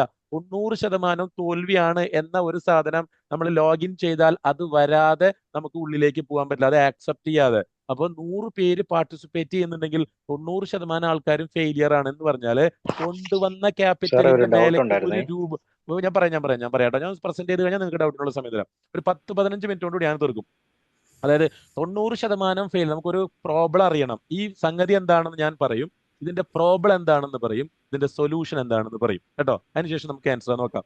അപ്പോൾ 90% ആൾക്കാർ തോൽവിയാണ്. തോൽവി എന്ന് പറഞ്ഞാൽ പച്ച മലയാളത്തിൽ പറഞ്ഞാൽ കൊണ്ടുവരുന്ന ക്യാപിറ്റലിന്റെ കൂടെ 1 രൂപ ആഡ് ചെയ്യാൻ പറ്റുന്നില്ല എന്നാണ് അർത്ഥം. അപ്പോൾ ഒരു 100%, 1000, 10,000 ഒക്കെ പോയിക്കൊണ്ടിരിക്കുന്നുണ്ട്. വർഷാവസാനം കണക്ക് നോക്കുമ്പോൾ കൊണ്ടുവന്നതിന്റെ താഴെയാണെന്ന് ആര് പറയുന്നു? സെബി പറയുന്നു. പരമമായ യാഥാർത്ഥ്യം അത്. യൂട്യൂബിലൂടെ പോകുന്ന പ്രോഫിറ്റും കാര്യങ്ങളൊക്കെ അവസാനമാകും ഇല്ല എന്നാണ് ആ പറഞ്ഞത്. അപ്പൊ അത് നോക്കണ്ട. എല്ലാ ദിവസവും ഡിമാറ്റ് അക്കൗണ്ട് എടുത്തിട്ട് നിങ്ങൾ പാസ്വേഡ് അടിച്ച് ലോഗിൻ അടിച്ച് നോക്കിയേ. അപ്പൊ കാണുന്ന ആദ്യത്തെ സംഗതി എന്താണെന്നറിയോ? 90% ആൾക്കാർ ഫെയിലിയർ എന്നാ, 10% ആൾക്കാർ സക്സസ് ഉള്ളൂ എന്ന് പറയുന്നു. ആ 90% ആൾക്കാർ ഫെയിലിയർ എന്താണെന്നാണ് ഞാൻ നിങ്ങളോട് ചോദിച്ചത്. അപ്പോഴാണ് നിങ്ങൾ പറഞ്ഞത് പേഷ്യൻസിന്റെ പ്രശ്നം, നോളേജിന്റെ പ്രശ്നം, ഓവർ ട്രേഡിങ്ങിന്റെ പ്രശ്നം, കോൺഫിഡൻസ് കൂടുതലും, അറിവില്ലായ്മയുടെ പ്രശ്നം ഒക്കെ ആയിട്ട് നിങ്ങൾ കുറെ കാരണങ്ങൾ പറഞ്ഞു അല്ലെ? ആ കാരണമല്ല ഈ 90% ആൾക്കാരും ഫെയിലിയർ ആവാനുള്ള കാരണം. ഞാൻ കറക്റ്റ് കാരണം പറയട്ടെ? മുന്നോട്ട് പറയൂ പോലോ. ആ കറക്റ്റ് കാരണം എന്ന് പറഞ്ഞു കഴിഞ്ഞാൽ വളരെ സിമ്പിൾ ആണ്. സ്റ്റോക്ക് മാർക്കറ്റ് എന്ന് പറഞ്ഞാൽ ഒരു 70% സംഭവം സൈക്കോളജിക്കലാണ്. 70%. തോൽവി എവിടെ തുടങ്ങുന്നു എന്ന് വെച്ചാൽ നമ്മളൊരു കുട്ടിയായിട്ട് വളർന്നു കഴിയുമ്പോൾ ഒരു 7-8 വയസ്സാകുമ്പോൾ ഒരു കുട്ടി വീട്ടിൽ വെച്ച് പറയും, ഇനി അച്ഛൻ്റെ കാര്യം നോക്കിയാൽ മതി, എനിക്ക് അറിയാം എൻ്റെ കാര്യം നോക്കാൻ. ആ സമയം വരും നമ്മളിൽ എന്ത് വരുന്നു? ഒരു പേഴ്സണാലിറ്റി വരുന്നു എന്ന് പറയാം. ആ സമയത്താണ് കുട്ടി കാര്യങ്ങൾ അനുസരിക്കുന്നില്ല എന്ന് പറഞ്ഞിട്ട് നമ്മൾ സൈക്കോളജിസ്റ്റ് അടുത്ത് കുട്ടിനെ കൊണ്ടുപോകുന്നത്. അവനിലൊരു വ്യക്തിത്വം വന്നതാണത്. ആ സമയത്ത് അവൻ പറഞ്ഞു ഞാൻ എൻ്റെ കാര്യം നോക്കിക്കോളാം എന്ന് പറയുമ്പോൾ അതുവരെ ഉണ്ടായിരുന്ന ഉപബോധ മൈൻഡിന്റെ കൂടെ ഒരു ബോധ മനസ്സ് കടന്നു വന്നു. അതുവരെ അവന്റെ ഉള്ളിൽ കണ്ടതും കേട്ടതുമായിട്ടുള്ള കുറെ കാര്യങ്ങളിൽ ഒരു കാര്യമാണ് ഇതിന്റെ വില്ലൻ. അവന്റെ 7 വയസ്സ് വരെ നമ്മൾ കേട്ടുകൊണ്ടിരുന്ന ഒരു സാധനം ഒരു വില്ലനായിട്ട് നമുക്കുണ്ട്. ആ വില്ലൻ എന്താണെന്ന് വെച്ചാൽ നോളേജ് ഈക്വൽ ടു സക്സസ് എന്നുള്ളതാണ്. നമ്മൾ കേട്ടുപോയി എന്ത്? അറിവെടുത്താൽ സക്സസ് ആകാമെന്ന്. ആ സാധനം ഒരു മനുഷ്യനും തിരുത്താൻ പോയിട്ടില്ല. കാരണം അത് മീനിങ് ഫുൾ സെന്റൻസ് ആണ്. നോളേജ് എടുത്താൽ സക്സസ് ആവും. പിന്നെ അല്ലാണ്ട് നോളേജ് എടുക്കാണ്ട് സക്സസ് ആവാൻ പറ്റുമോ? പാട്ട് പഠിക്കാനും ഡാൻസ് പഠിക്കാനും നമ്മൾ ഡ്രൈവിംഗ് പഠിക്കാനും എന്തൊക്കെ സ്കില്ലുണ്ടോ അതൊക്കെ നോളേജ് എടുത്തിട്ടാണ് പാസ്സായിരിക്കുന്നത്. അപ്പൊ അതുകൊണ്ട് അങ്ങനെ നമ്മളൊരു ഇലക്ട്രോണിക് ഡിവൈസ് പോലെ ആയിട്ടുണ്ട് നമ്മുടെ ബ്രെയിൻ. എല്ലാ സാധനവും പ്രോഗ്രാമായി. 10 വയസ്സോടുകൂടി ഒരു പേഴ്സണാലിറ്റി വന്ന് 10 വയസ്സോടുകൂടി നമ്മുടെ ക്യാരക്ടർ കഴിഞ്ഞു. 11ാമത്തെ വയസ്സോടുകൂടി ഒരു മാറ്റവും ഇല്ല. 11 തൊട്ട് മരണം വരെ 10 വയസ്സ് വരെ എന്ത് കിട്ടിയിട്ടുണ്ടോ അതിന്റെ ഒരു പ്ലേ ബട്ടൺ മാത്രമേ ഉള്ളൂ. ഡൗൺലോഡിങ് പീരീഡാ 10 വയസ്സ്. അതാണ് ഈ ചൊട്ടയിലെ ശീലം ചുടല വരെ എന്ന് പറയുന്നത്. അന്ന് കണ്ടത് എന്നെ പഠിച്ചതേ പാടുള്ളൂ. അപ്പൊ അതുകൊണ്ട് എൻ്റെ അമ്മ അങ്ങനെ ഇപ്പൊ എത്ര വലിയ ആൾക്കാരും പറയും എൻ്റെ അച്ഛനും അമ്മയും അങ്ങനെ പഠിപ്പിച്ചത് എന്നൊക്കെ പറയുന്നത് ആ ഫീഡിംഗ് ആണ്. ബ്രെയിൻ ഒരു ഓട്ടോ പ്രോഗ്രാംഡ് സാധനമാണ്. ഒരു ഇലക്ട്രോണിക് ഡിവൈസ് പോലെ. അലാം 10 മണിക്ക് വെച്ചാൽ 10 മണിക്ക് അടിക്കുന്ന പോലെ ഇതൊരു സാധനമാണ്. ഇതിങ്ങനെ എന്ത് കയറി? Knowledge equal to success. അറിവ് സക്സസിനെ കൊണ്ടുവരും എന്ന് പറയുന്ന സംഗതിയിലേക്ക് കയറി. അപ്പോൾ ആ സക്സസിലേക്ക് കൊണ്ടുവരും എന്ന് പറയുന്ന ഒരു സംഗതി ഇവിടെ വർക്കിംഗ് അല്ല. അതാണ് ഇവിടെ ഏറ്റവും പ്രധാനം. ആ നോളേജ് ഈക്വൽ ടു സക്സസ്. അപ്പോ സ്റ്റോക്ക് മാർക്കറ്റിന്റെ നോളേജ് ഈക്വൽ ടു സക്സസ്, അല്ലെങ്കിൽ സ്റ്റോക്ക് മാർക്കറ്റ് എന്ത് സ്കില്ലിന്റെ നോളേജ് എടുത്ത് സക്സസ് ആകൂ എന്ന് നമ്മുടെ ബ്രെയിനിൽ ഉണ്ടെന്നുണ്ടെങ്കിൽ നമ്മൾ പുതിയ ഒരു സ്കില്ല് പഠിക്കാൻ പോകുമ്പോൾ ബ്രെയിൻ ഓട്ടോമാറ്റിക്കലി ഒരു മെസ്സേജ് അങ്ങ് തരും, പോയി നോളേജ് എടുക്കണോ. കാരണം നോളേജ് ഈക്വൽ ടു സക്സസ് എന്നാണ് ബ്രെയിനിൽ ഫീഡ് ചെയ്ത് വെച്ചിരിക്കുന്നത്. പോയി നോളേജ് എടുക്കാൻ പറയുന്നത് അത് മനസ്സിലാവണമെന്നുണ്ടെങ്കിൽ ഇന്ന് നിങ്ങൾ ഒരാളെ പരിചയപ്പെടുന്നു, കുറെ നേരം സംസാരിച്ചു കഴിയുന്നു, ഒരാഴ്ച കഴിഞ്ഞ് അതേ ആളെ കാണുമ്പോൾ അകലേനെ കാണുമ്പോൾ നമ്മൾ ഹായ് എന്ന് പറയുന്നുണ്ടെങ്കിൽ ബ്രെയിനിൽ എന്തൊക്കെ പ്രോസസ്സ് അത് പോയിട്ടുണ്ടെന്നറിയോ? അന്ന് അടുത്ത ആഴ്ച ആളെ കാണുമ്പോൾ ഇന്ന് നമ്മൾ കണ്ടത്, ഇന്ന് അയാളെ ചായ കുടിച്ചത്, ആ ചായക്ക് GPay ചെയ്ത അയാളാണ്. പെട്ടെന്ന് അത്രയും പ്രോസസ്സ് മൈക്രോ സെക്കൻഡിലൂടെ ബ്രെയിനിലൂടെ കടന്നു പോയിട്ട് ഹായ് എന്ന് പറയുന്നതാണ് കഴിഞ്ഞ പ്രാവശ്യം കണ്ട അതേ സാധനം. അതേപോലെ നോളേജ് സക്സസ് ആണ് നമ്മുടെ തലയിൽ കയറിപ്പോയി. ഇനി നമുക്ക് എന്തെങ്കിലും ഒരു പുതിയ സ്കില്ല് പഠിക്കണം എന്നുണ്ടെങ്കിൽ നമ്മുടെ ബ്രെയിൻ നമുക്കൊരു ചിന്ത തരും, പോയി നോളേജ് എടുക്കാൻ പറയും. കാരണം അത് അതിൻ്റെ ഉള്ളിലുള്ളത്. നോളേജ് എടുക്കാൻ പോകുന്ന സമയത്ത് നിങ്ങൾ ആ നോളേജ് എടുക്കാൻ വേണ്ടിയിട്ട് സീരിയസ് ആണെങ്കിൽ അക്കാഡമികളിലേക്ക് പോകും. എല്ലാം എനിക്ക് സീരിയസ് ആയിട്ട് പഠിക്കണം, അക്കാഡമികളിലേക്ക് പോകും. അല്ലാത്തവരെ യൂട്യൂബിലേക്കോ ഏതെങ്കിലുമൊക്കെ സോഴ്സിൽ പോയിട്ട് നോളേജ് ആണ് എടുക്കുക. ആ നോളേജ് ഇവിടുത്തെ ലാംഗ്വേജ് എല്ലാ സ്കില്ലിന്റെയും ഓക്കെയാണ്. സ്റ്റോക്ക് മാർക്കറ്റിൽ അത് ഓക്കെ അല്ല. ആ നോളേജ് എടുക്കുന്ന പരിപാടി. നോളേജ് എന്താ? What is knowledge in stock market? Stock മാർക്കറ്റിലെ നോളേജിനെ നമുക്ക് രണ്ടായിട്ട് തിരിക്കാം. സ്റ്റോക്ക് മാർക്കറ്റിലേക്ക് വന്ന ഇപ്പൊ നമുക്കറിയാലോ കമ്പനികളെ വെക്കേണ്ടി വന്ന സംഗതി. അപ്പൊ നോളേജ് എന്താന്ന് അറിയോ? ഇവിടുത്തെ നോളേജ് എന്ന് പറഞ്ഞാൽ നമുക്ക് ഏത് സ്റ്റോക്കിനെ വാങ്ങിക്കാം, വാട്ട് ടു ബൈ അല്ലെ? ഏത് സ്റ്റോക്കിനെ വാങ്ങിക്കാം, ഏത് കമ്പനിയെ വാങ്ങിക്കുക? 5000-ഓളം കമ്പനികളുണ്ടല്ലോ. നേരത്തെ ഞാൻ പറഞ്ഞില്ല നല്ലതിനെ നോക്കി വാങ്ങിക്കണമെന്ന്. അപ്പോൾ ഞാൻ ഓണറാവാൻ പോവല്ലേ? ഏത് കമ്പനീനെ വാങ്ങിക്കാം? ആ കമ്പനി ലാഭത്തിലാണോ നഷ്ടത്തിലാണോ, കമ്പനിയിൽ ഇൻവെസ്റ്റ്മെന്റ് ഒക്കെ വരുന്നുണ്ടോ, അല്ലെങ്കിൽ കമ്പനി വലിയ നഷ്ടത്തിലാണോ, മാനേജ്മെന്റ് ഓക്കെ ആണോ, പ്രോജക്റ്റുകൾ ഉണ്ടോ, കോൺട്രാക്റ്റുകൾ ഉണ്ടോ, ഇനി വർഷങ്ങൾ നടക്കുമ്പോൾ ഈ കമ്പനി പൊളിയോ, അതൊക്കെ പറയുന്ന ഒരു സംഗതിയാണ് ഏത് കമ്പനീനെ തിരഞ്ഞെടുക്കണം എന്ന് പറയുന്ന നോളേജ്. What to buy. ആ ടൈപ്പ് പഠിക്കുന്ന ഒരു പരിപാടി ഉണ്ട് കേട്ടോ. ആ പരിപാടിയുടെ പേരാണ് ഫണ്ടമെന്റൽ അനാലിസിസ് എന്നൊക്കെയാണ് അതിനെ പറയാ. കമ്പനി നല്ലതാണോ എന്ന് പഠിക്കുക. അതൊരു നോളേജ് ആണ്. പഠിക്കേണ്ടതെന്ന് ചോദിച്ചാൽ നിങ്ങൾ പറയും ഡെഫിനറ്റ്ലി പിന്നെ പഠിക്കാതെ എന്ത് വാങ്ങിക്കാൻ പറ്റുമോ? നല്ല കമ്പനിയുടെ പ്രൈസ് അല്ലേ കയറുന്നത് എന്ന് പറയും. അപ്പൊ രണ്ടാമത്തെ ഒരു പഠനം ഉണ്ടെന്ന് വെച്ചാൽ നല്ല കമ്പനീനെ തെരഞ്ഞെടുത്തിട്ട് കാര്യമില്ല, നല്ല സമയത്ത് വാങ്ങിക്കണം. നല്ലതിനെ തെരഞ്ഞെടുത്തിട്ട് കാര്യമൊന്നുമില്ല, നല്ല സമയത്ത് വാങ്ങിക്കണം എന്ന് പറഞ്ഞാൽ എന്റെ നാട്ടിൽ നല്ലൊരു മനുഷ്യനുണ്ട്. എല്ലാവരും പറയുന്നത് നല്ലൊരു മനുഷ്യൻ എന്നാണ്. എപ്പോൾ പോയാലും ചിരിച്ചിരിക്കുന്ന മുഖവും ഭയങ്കര സൗമ്യനാണ് എന്ന് വിചാരിച്ചിട്ട് ഞാൻ ഒരു സമയത്ത് ആളെടുത്ത് പോയി ഒരു കാര്യം നടത്താൻ വേണ്ടി പോയതാ. ആള് വേറൊരാൾ ചൂടായി നിൽക്കുന്ന സമയത്താണ് ഞാൻ പോയത്. ആ സമയത്ത് എന്റെ കാര്യം നടക്കുമോ? ഇല്ല. ആള് നല്ല മനുഷ്യനാണ്, പക്ഷെ ആളുടെ മൂഡ് മോശമായ സമയത്ത് എന്റെ കാര്യം നടക്കില്ല. ആള് നന്നായിട്ട് കാര്യമില്ല. അതേപോലെ തന്നെയാണ് കമ്പനി നന്നായിട്ട് കാര്യമില്ല. കമ്പനിയുടെ നല്ല സമയം നോക്കണം, എന്നാൽ മാത്രമേ കമ്പനിക്ക് ഉയർന്നു പോകുള്ളൂ എന്ന ഒരു പഠനമുണ്ട്. അതും ഒരു നോളേജ് ആണ്. അതാണ് അവര് പറയും കമ്പനി നല്ലതായിട്ടൊന്നും കാര്യമില്ല കേട്ടോ, അതിന്റെ സമയം നോക്കണേ. അതാണ് when to buy when to sell എന്ന് പറയുന്ന രണ്ടാമത്തെ knowledge. When to buy when to sell. നല്ലതായിട്ട് കാര്യമില്ല, നല്ലതിന്റെ നല്ല സമയം നോക്കി വാങ്ങിക്കണം. When to buy when to sell നോക്കണം. ആ when to buy when to sell പഠിക്കുന്ന ആ പരിപാടിയുടെ പേരാണ് ടെക്നിക്കൽ അനാലിസിസ് എന്ന് പറയുന്ന സാധനം. ടെക്നിക്കൽ അനാലിസിസ് എന്ന് പറഞ്ഞാൽ അതിന്റെ നിങ്ങൾ കണ്ടിട്ടുണ്ടാവും, അതിന്റെ ഗ്രാഫ് ചാർട്ട് ഒക്കെയുള്ള പഠനം. ഞാൻ വേണമെങ്കിൽ ഇത് എവിടെ കാണിക്കാം. കണ്ടോ, ചാർട്ടുകളൊക്കെ പോലെയുള്ള ഒരു സാധനം. ഇതിന് ക്യാൻഡിൽ സ്റ്റിക്ക് എന്നൊക്കെ പറയാം. ഉയർന്നു പോകുന്ന നിങ്ങൾ ചാർട്ട് കാണുന്നുണ്ടെന്ന് മനസ്സിലാക്കും. ഇവിടെ നിന്നൊക്കെ വാങ്ങിക്കഴിഞ്ഞാൽ ഇവിടെ നിന്ന് ഉയർന്നു പോകാൻ പോകുന്ന എവിടെ നിന്ന് പറയാം, ഇവിടെ നിന്നൊക്കെ പറയാം. ഫ്യൂച്ചറൊക്കെ നമുക്ക് പറയാവുന്ന ഒരു പഠനമാണ്. അതിന്റെ പേരാണ് ടെക്നിക്കൽ അനാലിസിസ് എന്ന് പറയും. ടെക്നിക്കൽ അനാലിസിസ് എന്ന് പറയും. When to buy when to സെല്ലിനെയാണ് നമ്മൾ ടെക്നിക്കൽ അനാലിസിസ് എന്ന് പറയാം. അപ്പൊ യൂട്യൂബില് ഈ പറയപ്പെടുന്ന നോളേജുകളാണ് നമ്മൾ ലക്ഷക്കണക്കിന് വീഡിയോസ് ഉള്ളത്. വാട്ട് ടു ബൈ, ഏത് കമ്പനീനെ എടുക്കണം, അതിന്റെ ഫണ്ടമെന്റൽ അനാലിസിസ് എന്ന പേരിൽ അറിയപ്പെടും. എപ്പോൾ വാങ്ങിക്കണം, എപ്പോൾ വിൽക്കണം, ആ ഗ്രാഫിന്റെ പഠനമാണ്. കാരണം അത് ഉയർന്നു പോകാൻ പോകുന്നതിന് മുൻകൂട്ടി പ്രഡിക്റ്റ് ചെയ്യാൻ പറ്റും. പ്രഡിക്റ്റ് ചെയ്യാൻ പറ്റും എന്ന് പറഞ്ഞാൽ പ്രഡിക്റ്റ് ചെയ്യാൻ പറ്റും. പ്രഡിക്റ്റ് ചെയ്യാൻ പറ്റായികയൊന്നുമില്ല, ഒരു പരിധി വരെ പറ്റും. കാരണം നാളെ സ്കൂളിൽ പോകണ്ടെന്ന് എന്റെ മകനെന്ന് തീരുമാനിക്കുകയാണെങ്കിൽ അവൻ തീരുമാനിച്ചു തന്നെയാണ്. കാരണം എന്ത് ചെയ്യും, അവൻ പനി അഭിനയിക്കും, പനി ഒന്ന് അഭിനയിച്ചു നോക്കും. മാത്തമാറ്റിക്സ് ആണ് കഷ്ടപ്പെട്ട ഇഷ്ടമില്ലാത്ത സബ്ജക്ട് എന്നാണെങ്കിൽ അവൻ പറയും വീട്ടിൽ മാത്തമാറ്റിക്സ് ടീച്ചർ നാളെ ഇല്ല, ഉച്ചവരെ നാളെ സ്കൂളുള്ളൂ. പിന്നെ പനിയായിട്ട് എൻ്റെ ഒരു ഫ്രണ്ടിനെ അവന്റെ അമ്മ പറഞ്ഞയച്ചപ്പോ അവന്റെ അമ്മേനെ ടീച്ചർ ചീത്ത പറഞ്ഞ ഞാൻ കേട്ടു. ഒരുപാട് കാരണങ്ങൾ അവൻ പറയും. എന്നിട്ട് അവൻ നാളെ പോകാതെ ഇന്ന് തീരുമാനിക്കും. അവൻ ഫ്യൂച്ചർ ഡിസൈഡ് ചെയ്ത് ഇന്ന് പറയുന്നത് പോലെ സ്റ്റോക്ക് നാളെ മുകളിലേക്ക് പോകുമോ താഴേക്ക് പോകുമോ എന്ന് ഒരു ഡോക്ടർ ECG നോക്കിയിട്ട് പറയില്ലേ 3 മണിക്കൂർ കഴിഞ്ഞാൽ അപകടമാണ്, ആംബുലൻസിൽ പൊക്കോ. അപ്പൊ ഇയാൾ പറയില്ല ഡോക്ടറെ, ഞാനത് കപ്പ കഴിച്ചുകൊണ്ട് അസെപ്റ്റ് വന്നതാണ്, ജസ്റ്റ് പെയിൻ, അതുകൊണ്ടാ. അയാൾ പറയും ഒന്ന് എഴുന്നേറ്റ് പോടോ, 3 മണിക്കൂർ കഴിഞ്ഞപ്പോ തീരും തന്റെ കഥ. കാരണം ഈ ECG അങ്ങനെ വന്നു, അത് വരികയും ചെയ്യും. അതുപോലെ ഒരു സ്റ്റോക്കിന്റെ പ്രൈസ് മുകളിലേക്ക് പോകും താഴേക്ക് പോകും മുൻകൂട്ടി പ്രഡിക്റ്റ് ചെയ്യാവുന്ന when to buy when to sell എന്ന് പറഞ്ഞ ടെക്നിക്കൽ അനാലിസിസും ഫണ്ടമെന്റൽ അനാലിസിസിനെ കൊണ്ട് തിങ്ങി നിറഞ്ഞിരിക്കുകയാണ് യൂട്യൂബ് എന്ന് പറയുന്ന സാധനം. അതിന്റെ അകത്ത് ഈ നോളേജുകളാണ്. യൂട്യൂബ് ഇൻഫ്ലുവൻസേഴ്സ് വേറെ, ഇനി അക്കാഡമികൾ വേറെ. ഈ സ്റ്റോക്ക് പോലെ തന്നെ അക്കാഡമികളും പറയുന്നത് ഇങ്ങോട്ട് വാ, ഞങ്ങളിൽ നല്ല നോളേജ് ഉണ്ട്, നല്ല ഫണ്ടമെന്റൽ അനാലിസിസ് ഉണ്ട്, നല്ല ടെക്നിക്കൽ അനാലിസിസ് ഉണ്ട്, അതുകൊണ്ട് ഞങ്ങൾ റിസർച്ച് ചെയ്ത് കണ്ടുപിടിച്ച സാധനമാണ്, നിങ്ങളെ പഠിപ്പിക്കാം എന്നൊരു അക്കാഡമി പറയുകയാണെങ്കിൽ പോലെയാണെന്ന് അറിയോ അത്? ദിലീപ് ഒരു സിനിമയിൽ സുരാജ് വെഞ്ഞാറമൂടിനെ ഇരുത്തി ഒരു കഥാപാത്രത്തിനോട് പറയുന്നുണ്ട്, ഇയാൾ ഭയങ്കര പണക്കാരനാണ്, സ്വന്തമായിട്ട് റിസർവ് ബാങ്ക് ഒക്കെ ഉണ്ട് എന്ന് പറയുമ്പോൾ സുരാജ് വെഞ്ഞാറമൂട് പറയും ഒരെണ്ണല്ല 2 എണ്ണം എന്ന് പറയുന്നത് പോലെയാണ് ഈ നോളേജ് ഞങ്ങളുടെ കയ്യില്. അവരിൽ 5 റിസർച്ച് അല്ലേ ഉള്ളൂ, ഞങ്ങളിൽ 10 എണ്ണം ഉണ്ട് എന്ന് പറയുന്ന അക്കാഡമികൾ. ഈ പറയപ്പെടുന്ന ഈ വലിയ നോളേജ് ഉണ്ടല്ലോ, നമുക്ക് ഇപ്പോൾ അവൈലബിൾ ആയിട്ടുള്ള അക്കാഡമികളിൽ നിന്നും യൂട്യൂബിൽ നിന്നും കിട്ടുന്ന ഈ നോളേജ് ഒരിക്കലും സ്റ്റോക്ക് മാർക്കറ്റിൽ സക്സസ് തരില്ല. ഈ നോളേജ് സ്റ്റോക്ക് മാർക്കറ്റിൽ വർക്കിംഗ് അല്ല. നോളേജ് സ്റ്റോക്ക് മാർക്കറ്റിന്റെ ലാംഗ്വേജ് അല്ല.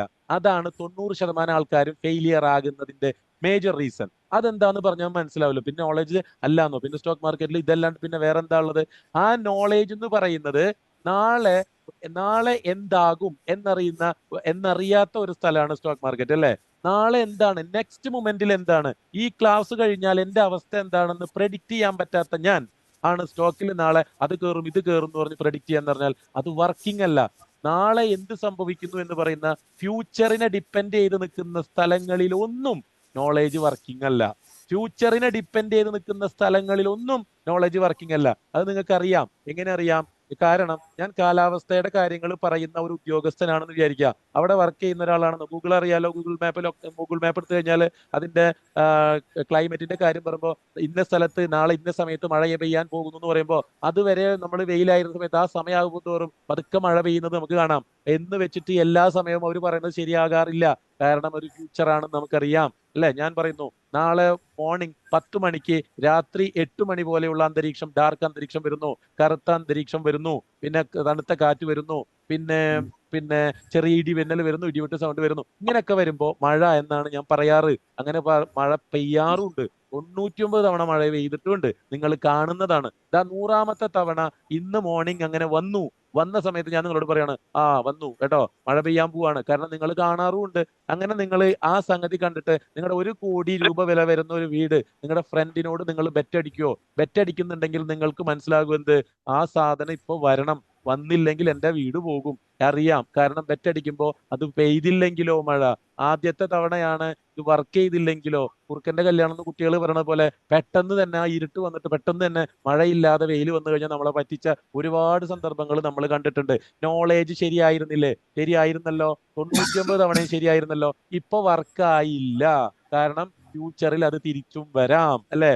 ആദ്യത്തെ തവണ തിരിച്ചും വന്നു, ആ സമയത്ത് എന്റെ വീട് പോയി എന്ന് പറയേണ്ടി വരും. അപ്പോ ഫ്യൂച്ചറുമായി ബന്ധപ്പെട്ട സ്ഥലത്ത് നോളേജ് എടുക്കുന്നവനും ഗാംബ്ലർ തന്നെയാണ്, അല്ലെ? ഞാൻ ആ മഴ പെയ്യുമെന്ന് നിങ്ങൾ വിശ്വസിച്ചിട്ട് നിങ്ങൾ വേറെ ആൾക്കൊരു ബെറ്റ് വയ്ക്കുന്നുണ്ടെങ്കിൽ നിങ്ങളുടെ ഉള്ളിൽ ആദ്യമായിരിക്കും പെയ്യോ പെയ്യോ പെയ്യോ. അതിന്റെ അവരുടെ ഉള്ളിൽ ഒരു ചൂതാട്ട എലമെന്റ് ഉണ്ട്, അല്ലെ? അപ്പൊ സ്റ്റോക്ക് മാർക്കറ്റിലും ഇതുപോലെയാണ്. ഈ സ്റ്റോക്ക് എന്നല്ല, ഏതൊരു എക്കോണമിയും നിങ്ങളെ നാളെ വർക്കാകാൻ പോകുന്ന ഒരു ഫണ്ടമെന്റൽ അനാലിസിസും ഒരു ടെക്നിക്കൽ അനാലിസിസും പഠിപ്പിച്ചിട്ട് ആ സാധനം വർക്കാണ് വിശ്വസിച്ചോ എന്ന് പറഞ്ഞ് നിങ്ങൾ അത് ഡിപ്പെൻഡ് ചെയ്താൽ നിങ്ങളും ഗാംബ്ലർ തന്നെയാണ്. ആ മഴയിൽ ഞാൻ വിശ്വസിക്കുന്നുണ്ടെങ്കിൽ ഗാംബ്ലർ ആണെങ്കിൽ ഞാൻ നോളേജ് എടുത്താലും ഗാംബ്ലർ ആണ് എന്ന ഒരു ബോധമാണ് ആളുകൾക്കില്ലാതെ പോയത്.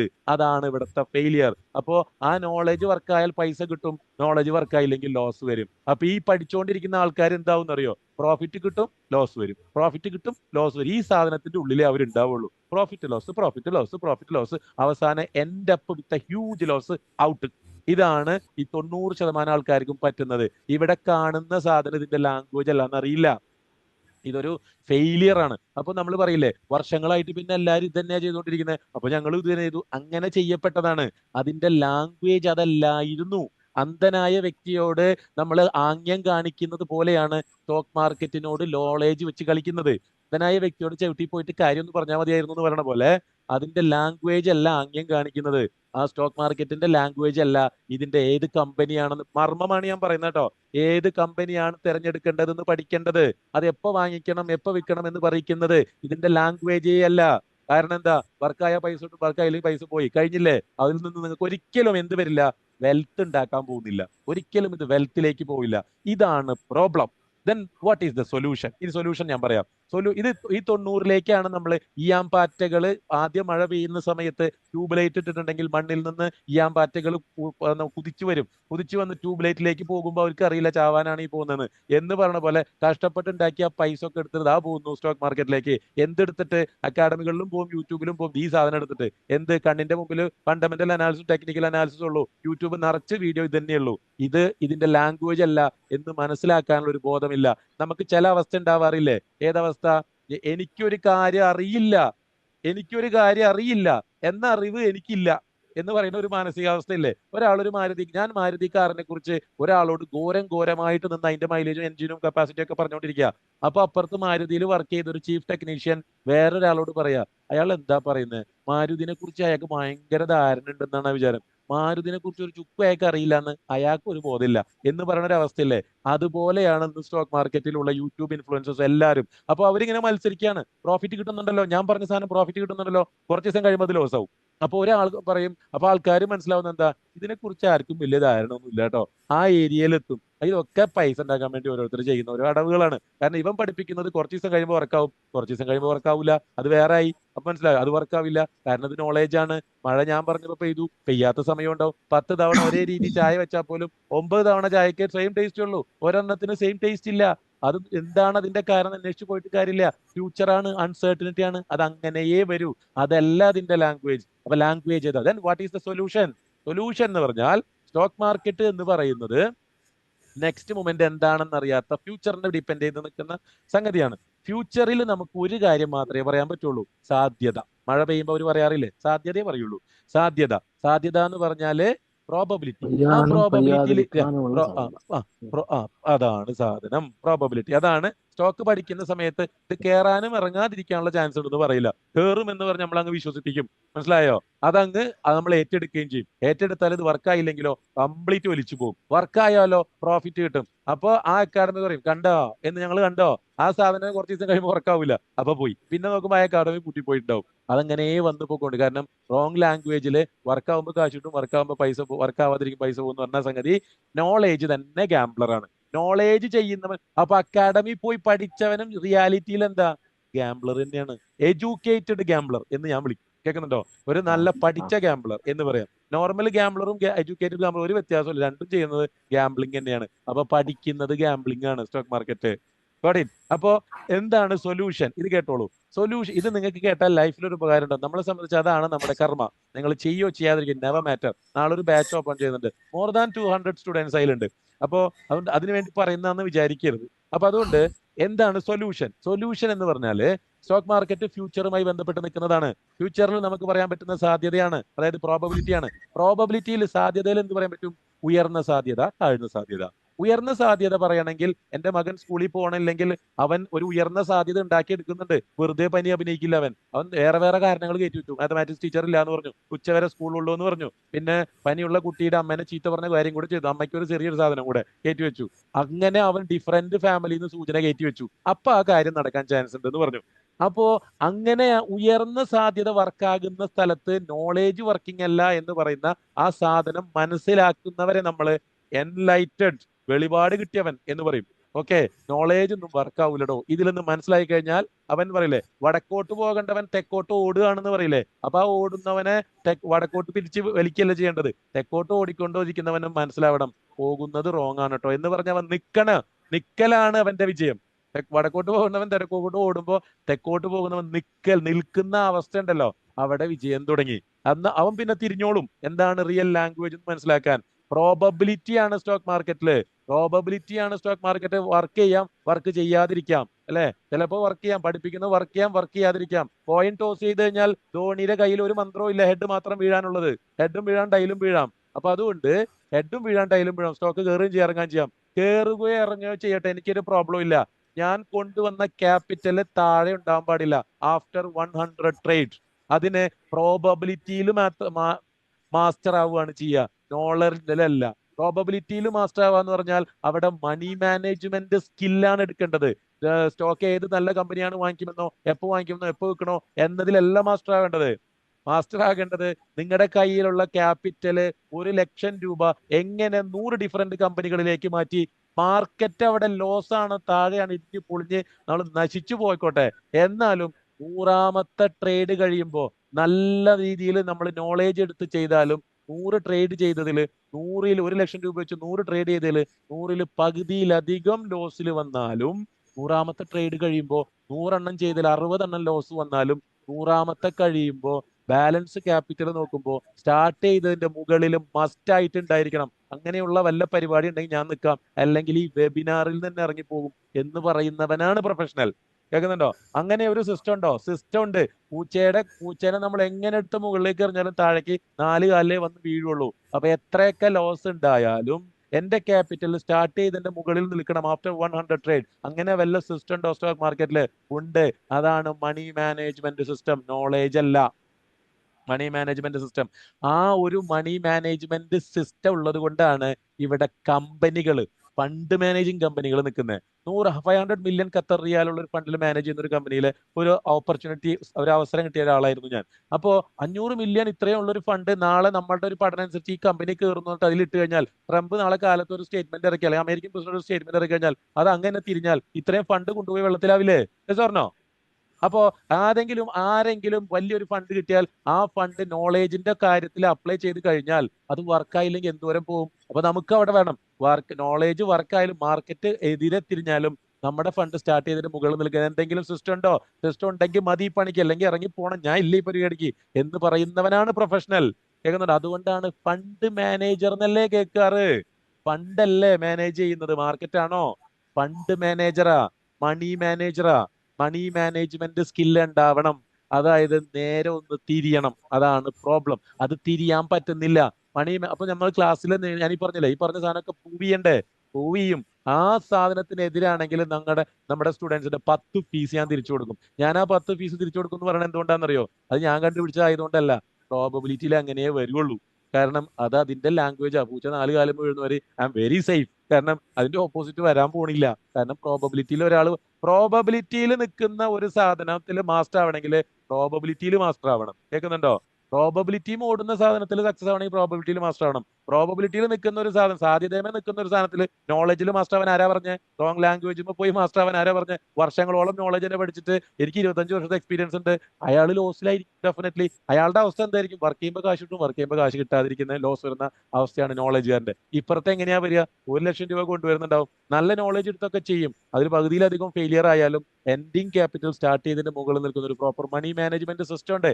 ആ മണി മാനേജ്മെന്റ് സിസ്റ്റം ഞാൻ നിങ്ങളെ ഇരുത്തി കാണിച്ചു തന്നാലും നിങ്ങൾക്ക് അത് മനസ്സിലാവും. സംഭവം ഇതൊക്കെ ഓക്കെയാണ്, അനുസരിക്കാൻ പറ്റാത്ത ഒരു അവസ്ഥയുണ്ട് നമ്മുടെ ബ്രെയിന്. Another villain. ഒക്കെ എന്തോ നമ്മൾക്ക് ഇത് മണി മാനേജ്മെന്റ് ആണ് ഒരു ലാംഗ്വേജ് എന്ന് മനസ്സിലായാൽ പോലും ഇത് അനുസരിക്കാൻ പറ്റുന്നില്ലല്ലോ. എന്നെ കൊണ്ട് നമ്മൾ ഒരുപാട് സമയം വെള്ളമടിച്ച ഒരാൾക്ക് കാലത്ത് കൈ ഉറയ്ക്കും എന്ന് പറയുന്ന പോലെ തന്നെ മണി മാനേജ്മെന്റ് അവിടെ നിൽക്കട്ടെ, ഈ അനാലിസിസ് പറയും എന്ന് പറഞ്ഞു നമ്മൾ പോകും. കാരണം നമ്മുടെ ബ്രെയിൻ കണ്ടത് അത് തന്നെയാണ്. കണ്ടതേ പാടൂ, പഠിച്ചതേ പാടൂ എന്ന് പറഞ്ഞ പോലെ പ്രോഗ്രാമിംഗ് ആയി ഓൾറെഡി ബ്രെയിനില്. ഇനി മണി മാനേജ്മെന്റ് ആണെന്ന് പറഞ്ഞാൽ അനുസരിക്കാൻ പോകുന്നില്ല.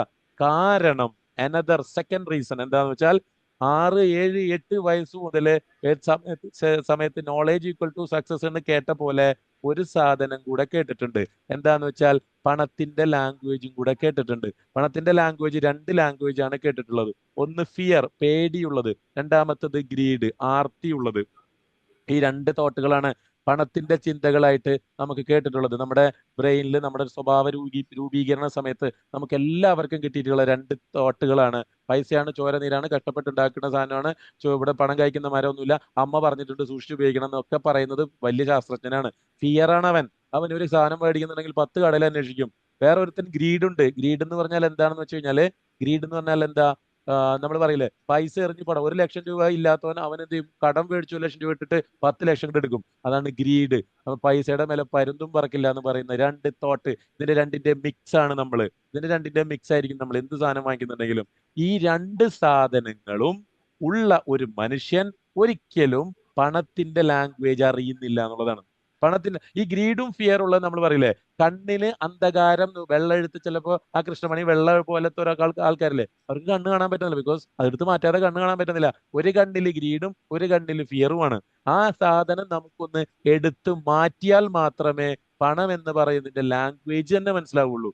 ഈ ഗ്രീഡും ഫിയറും നമ്മളുടെ ഉള്ളിലുള്ള തീരുമാനങ്ങളെ തെറ്റിക്കും. സ്റ്റോക്ക് മാർക്കറ്റ് എന്ന് പറഞ്ഞാല് ഇൻവെസ്റ്റ്മെന്റ് ആയാലും ട്രേഡിംഗ് ആയാലും ഡിസിഷൻ മേക്കിംഗ് സ്കില്ലാണ്.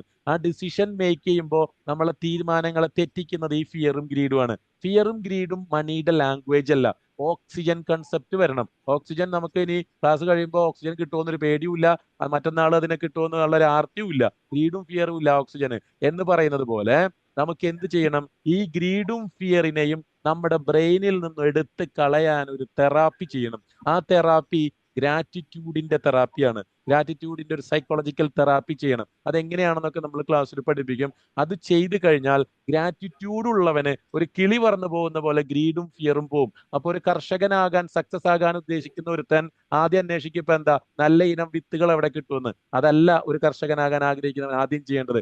അവൻ കൃഷി ചെയ്യാൻ പോകുന്ന ഭൂമിയിലെ ആ ഇടാൻ കൊണ്ടുവരുന്ന വിത്ത് മുളയ്ക്കോ ഇല്ലയോ എന്ന് പറയുന്ന പോയിസൺ അതിൻ്റെ അകത്തുണ്ടോ എന്നുള്ളതാണ്. അതുപോലെ തന്നെ പണത്തിന്റെ ചന്തയായ സ്റ്റോക്ക് മാർക്കറ്റിലേക്ക് ഇറങ്ങുമ്പോൾ പണത്തിന്റെ ആറ്റിറ്റ്യൂഡ് എന്താണ് എന്നുള്ളതാണ് ആദ്യത്തെ ചിന്ത. ആറ്റിറ്റ്യൂഡിൽ ഫിയറും ഗ്രീഡും ഉണ്ടെങ്കിൽ ആ മണ്ണിൽ പോയിസൺ ഉണ്ട്. ഫിയറും ഗ്രീഡ് എടുത്ത് കളഞ്ഞാൽ നമുക്ക് എന്ത് വരും? പിന്നെ ഏത് വിത്തും അവിടെ മുളയ്ക്കും. ആ ഫിയറും ഗ്രീഡും എടുത്ത് കളയുന്ന ഒരു ഗ്രാറ്റിറ്റ്യൂഡ് തെറാപ്പി ചെയ്യണം. ആ ഗ്രാറ്റിറ്റ്യൂഡിന്റെ ജി ആണ് ജി സ്റ്റോക്കിന്റെ ജി. കേൾക്കുന്നുണ്ടോ? അപ്പൊ ഒരു പണത്തിനെ കുറിച്ച്, സ്റ്റോക്ക് മാർക്കറ്റിനെ കുറിച്ച് പഠിപ്പിക്കുന്ന ഒരു സ്ഥാപനത്തിന് ഗ്രാറ്റിറ്റ്യൂഡ് ഇല്ലാത്ത ഒരുത്തനും സ്റ്റോക്ക് മാർക്കറ്റിൽ സക്സസ് ആവില്ല. ഗ്രാറ്റിറ്റ്യൂഡ് ഉണ്ടെങ്കിൽ മാത്രമേ അവന്റെ കണ്ണിൽ നിന്ന് ആ 2 പോയിസണുകൾ ഗ്രീഡും ഫിയറും പോവുള്ളൂ. ഡോക്ടർ അടുത്ത് ചെന്നിട്ട് ഡോക്ടർ പറഞ്ഞു ഒരാളോട്, ആ ചെറിയൊരു ഓപ്പറേഷൻ ചെയ്ത് കഴിഞ്ഞാൽ കണ്ണിന്റെ കാഴ്ചശക്തി കിട്ടും കേട്ടോ. ആ ഓപ്പറേഷൻ ചെയ്ത് കഴിഞ്ഞപ്പോൾ അവൻ ഈ സുന്ദരമായ ലോകത്തിനെ അനുഭവിക്കുന്നു. ഓപ്പറേഷൻ ചെയ്ത് കഴിഞ്ഞപ്പോൾ ഉണ്ടായതല്ല ഈ ലോകം. ലോകം ഇവിടെ ഓൾറെഡി ഉണ്ട്. ഓപ്പറേഷൻ ചെയ്തപ്പോൾ അവന് കാഴ്ചശക്തി കിട്ടിയതാണ്. അതുപോലെ വെൽത്ത് വെള്ളം പോലെ ചുറ്റുമുണ്ട്. പക്ഷേ കണ്ണിന്റെ ഗ്രീഡും ഫിയറും ഉണ്ട്. ആ ഗ്രീഡും ഫിയറും ഗ്രാറ്റിറ്റ്യൂഡ് തെറാപ്പി എടുത്ത് മാറ്റിക്കഴിഞ്ഞാൽ സുന്ദരമായ ഈ വെൽത്തിനെ കാണാൻ പറ്റും. അപ്പോഴാണ് ക്യാഷ് എന്ന് പറയുന്ന സാധനത്തിന് ഇതൊരു മീഡിയം ഓഫ് എക്സ്ചേഞ്ച് ആണ് കേട്ടോ എന്ന് മനസ്സിലാക്കാൻ പറ്റുള്ളൂ. ATM, അതായത് മണി മേക്കിംഗ് മെഷീൻ ഉള്ള ഒരുത്തനും ഇപ്പൊ ഒരാളും മണി മേക്കിംഗ് മെഷീൻ ഞാൻ നിങ്ങൾക്ക് തരികയാണ് എന്റെ കയ്യിലുണ്ടെങ്കിൽ ഞാൻ എന്റെ റൂം നിറച്ച് കാശ് അടിച്ചു വെക്കുവോ? ഒരിക്കലും വെക്കൂല. ആദ്യത്തെ 2-3 ദിവസം അടിച്ചു വെക്കും. പിന്നെ എനിക്കിതൊരു ബുദ്ധിമുട്ടാണ്. ഇതിന്ന് വന്ന് എടുത്തുണ്ടോല്ലേ, ഇത് ആരെങ്കിലും കെട്ടുണ്ടോ നോക്കണം. കാരണം എന്റെ കയ്യിൽ മണി മേക്കിംഗ് മെഷീൻ ആണ്. ആ മണി മേക്കിംഗ് മെഷീൻ ഉള്ള ഒരുത്തനോട് വേറെ ഒരുത്തൻ വന്ന് ചോദിക്കണേ എവിടെ നിന്റെ വീട്ടിലെ കാശ് പെട്ടി കാണട്ടെ എന്ന് പറഞ്ഞാൽ അവൻ പറയും ഒന്ന് പോടാ അവിടെ നിന്ന്. കാരണം എനിക്കിത് ആവശ്യമുള്ള സമയത്ത് അടിച്ചുണ്ടാക്കാം. അപ്പൊ ഒരുത്തൻ വന്ന് എന്നോട് ചോദിക്കുകയാണ് പ്രോഫിറ്റിന്റെ പെർസെന്റേജ് എവിടെ, എത്ര പ്രോഫിറ്റ് ലോസ് ഒക്കെ അവിടെ കാണിച്ച്. എനിക്കത് ആവശ്യമില്ല. കാരണം എന്താ, എനിക്ക് ആവശ്യമുള്ള സമയത്ത് ഉണ്ടാക്കാൻ അറിയുന്ന ഒരു മണി മേക്കിംഗ് മെഷീൻ എന്റെ കയ്യിലുള്ളപ്പോ ഇപ്പൊ GPay ഉള്ള ആരെങ്കിലും പോയി ATM പേഴ്സിൽ കാശ് വെക്കുമെന്ന് പറയുന്ന പോലെ ഞാൻ ചോദിക്കും. അത് മനസ്സിലായോ? ആ സമയത്ത് യെസ് കഴിഞ്ഞു. നമ്മളെ ഫിയറും ഗ്രീഡും നമ്മുടെ ഉള്ളിൽ നിന്ന് പോണെങ്കിൽ ഗ്രാറ്റിറ്റ്യൂഡ് എന്ന് പറയുന്ന ഒരു സംഗതി കടന്നു വരണം. ഗ്രാറ്റിറ്റ്യൂഡ് എന്ന് പറയുന്ന സംഗതി കടന്നു വരുന്നവനാണ് ഫിയറും ഗ്രീഡും പോവുള്ളൂ. ഫിയറും ഗ്രീഡും ഇല്ലാത്തവനാണ് മണി മാനേജ്മെന്റ് ആണ് സ്റ്റോക്ക് മാർക്കറ്റിന്റെ ലാംഗ്വേജ് എന്ന് മനസ്സിലാവുള്ളൂ. ബാക്കി 90% ആൾക്കാർ ആ നോളജിൽ കിടന്ന് വട്ടമിട്ട് ഇങ്ങനെ പറന്നുകൊണ്ടിരിക്കും. കേൾക്കുന്നുണ്ടോ? അതിന്റെ ഉള്ളിൽ കിടന്ന് ഇങ്ങനെ അവസാനിക്കും. കാരണം നമ്മളെ സംബന്ധിച്ചിടത്തോളം റംഷാദ് എന്ന് പറഞ്ഞാൽ നിങ്ങളെ സംബന്ധിച്ചിടത്തോളം നിങ്ങളുടെ മുമ്പിൽ സംസാരിക്കുന്ന ഈ രൂപമുള്ള ബ്ലൂ ഷർട്ടിലുള്ള എന്റെ രൂപമാണ് റംഷാദ് എന്ന് പറയുന്നത്. അല്ലാതെ എന്റെ ബോഡിയാണ് നിങ്ങൾക്ക് റംഷാദ് എന്ന് പറയുന്നത്. അല്ലാതെ എന്റെ സോളല്ല, ആത്മാവല്ല നിങ്ങൾക്ക് റംഷാദ് എന്ന് പറയുന്നത്. അല്ലെ പറഞ്ഞോ? അതേപോലെ സാധാരണ ഒരു മനുഷ്യന് എന്തിന്റെയും ബോഡി കാണാനുള്ള കഴിവേ ഉള്ളൂ. എന്നെ കണ്ട ബോഡി കണ്ട നമ്മൾ സ്റ്റോക്ക് മാർക്കറ്റിനെ കാണുമ്പോൾ സ്റ്റോക്ക് മാർക്കറ്റിന്റെ ബോഡിയെ കാണുള്ളൂ. അതിന്റെ ആത്മാവിനെ കാണാനുള്ള കഴിവില്ല. ആ ബോഡിയാണ് എന്റെ ബോഡീനെ കാണുന്ന നമ്മൾ. അതേ കണ്ണുകൊണ്ട് സ്റ്റോക്ക് മാർക്കറ്റിൽ പോയാൽ സ്റ്റോക്ക് മാർക്കറ്റിന്റെ ബോഡീനെ കാണാം. സ്റ്റോക്ക് മാർക്കറ്റിന്റെ ബോഡിയാണ് നോളജ്. അതിന്റെ ഉള്ളിൽ ഒരു ആത്മാവുണ്ട്. ആത്മാവ് പോയാൽ ഡെഡ് ബോഡിയാണ്. എന്നോട് തന്നെ നമ്മൾ ചോദിക്കില്ലേ, 10, 30, 40 വർഷം പേര് വിളിച്ച കൂട്ടുകാരൻ വരെ ചോദിക്കും ഈവനിങ് ബോഡി വന്നു എന്നാ ചോദിക്കുക. പേര് പോലും പറയില്ല. കാരണം എന്താ? ആത്മാവ് അതിലില്ല.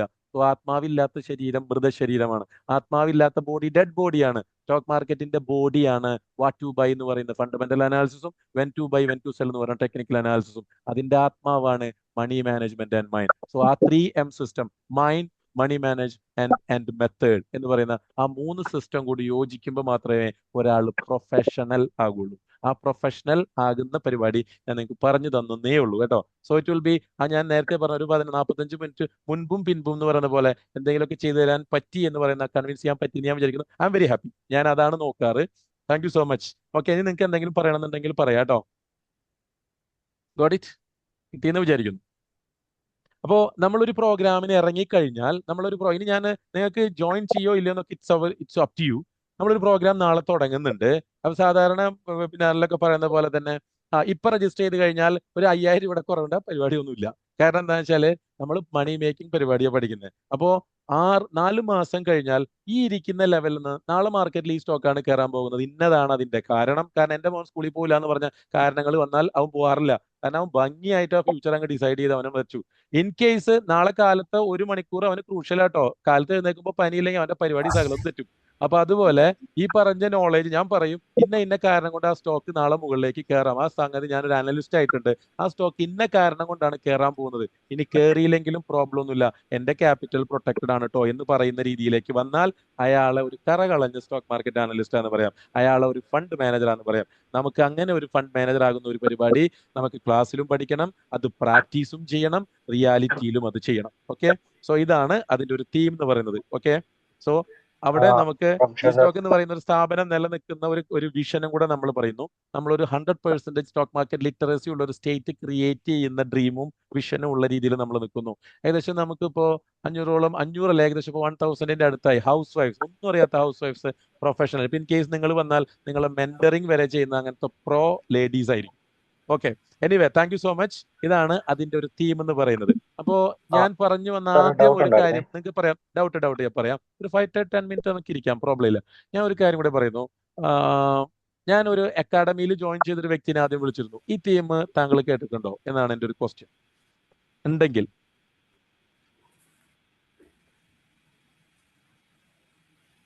ഉണ്ടായിരുന്നോ? അദ്ദേഹം പോയി എന്ന് തോന്നുന്നു അല്ലെ? എനിവേ അതായത് നമുക്ക് ഈ തീം കേൾക്കില്ല കേട്ടോ. അത് തീം കേൾക്കാതിരിക്കുന്നതിന്റെ കാരണം ഞാൻ ഒരുപാട് സ്റ്റോക്ക് മാർക്കറ്റ് കോഴ്സ് ചെയ്തതാണ്, അതുകൊണ്ടാണ് ഞാൻ പറയുന്നത് കേൾക്കില്ല. എനിവേ ഡൗട്ട് ചോദിച്ചോ, നമുക്ക് ഒരു 5 മിനിറ്റ് അതിന് വേണ്ടി സ്പെൻഡ് ചെയ്യാം. സാറേ ഞാനിപ്പോ ഒരു എക്സാമ്പിൾ ഇപ്പൊ ഒരു 50,000 അല്ലേ നമുക്കൊരു ഇൻവെസ്റ്റ്മെന്റ് ചെയ്യാൻ പറ്റുന്നത് സ്റ്റാർട്ടിങ്? ആയിക്കോട്ടെ, എത്രയായാലും പ്രോബ്ലം ഇല്ല. ഇനി എന്താണ് ഞാനിപ്പോ എത്രയായാലും പ്രോബ്ലം ഇല്ല എന്ന് ഇന്റർനാഷണൽ പറയുന്നത്? ചലോ. ലെവലിലുള്ള ഞാനിപ്പോ എക്സാമ്പിൾ ലുലുവിന്റെ കുറെ ഇലക്ട്രോണിക്സ് സെക്ഷനിൽ ഞാനൊരു ഇൻവെസ്റ്റ് ചെയ്യാണ്. അതായത് എക്സാമ്പിൾ. അവിടെ ഞാനൊരു കാര്യം പറയട്ടെ. ഇപ്പോ പറഞ്ഞു, ക്വസ്റ്റ്യൻ പറഞ്ഞു, ഫിനിഷ് ചെയ്യും. അപ്പോൾ ഞാൻ ഇട്ടിരിക്കുന്ന സ്റ്റോക്കില് എനിക്ക് ഏത് സമയം എപ്പോഴും ഒരേപോലെ സെയിൽ നടക്കണമെന്നില്ലല്ലോ. ഞാൻ ഇട്ടിരിക്കുന്ന പൈസ എനിക്കിപ്പം വിഡ്രോ ചെയ്യണം എന്റെ അക്കൗണ്ടിലോട്ട്. ഇപ്പൊ എനിക്ക് അതിന് താല്പര്യമില്ല, ഞാനൊരു പകുതി കൊണ്ട് ബ്രേക്കപ്പ് ചെയ്യാണ്, അല്ലെങ്കിൽ എനിക്ക് എന്റെ പൈസ ക്യാപിറ്റൽ അക്കൗണ്ടിൽ നിന്ന് നഷ്ടപ്പെടുന്നു എന്ന് കാണുമ്പോൾ എനിക്കത് പൗസ് ചെയ്യാൻ ഓപ്ഷൻ ഉണ്ടോ എന്നാണോ? ക്വസ്റ്റ്യൻ ആയില്ലല്ലോ, ക്വസ്റ്റ്യൻ പറഞ്ഞില്ലല്ലോ, ലാസ്റ്റ് ഫിനിഷിംഗ് പോയിന്റ് കിട്ടിയില്ല അല്ലേ? ക്വസ്റ്റ്യൻ കിട്ടിയില്ല. എനിവേ ഓക്കെ, വരുമ്പോ നമുക്ക് നോക്കാം. ഞാൻ പറയട്ടെ, ഇദ്ദേഹത്തിന്റെ ഒരു ക്വസ്റ്റ്യൻ നമുക്ക് ആ കമ്പനി അതൊക്കെ നോളേജിൽ പെടുന്നതല്ലേ. ആ കമ്പനി ഉയർന്ന പ്രോഫിറ്റ് കിട്ടും, താഴ്ന്ന ലോസ് വരും. അങ്ങനെ ഒരു ഗാംബ്ലിങ്ങിന് നമ്മൾ നിന്ന് കൊടുക്കരുത്.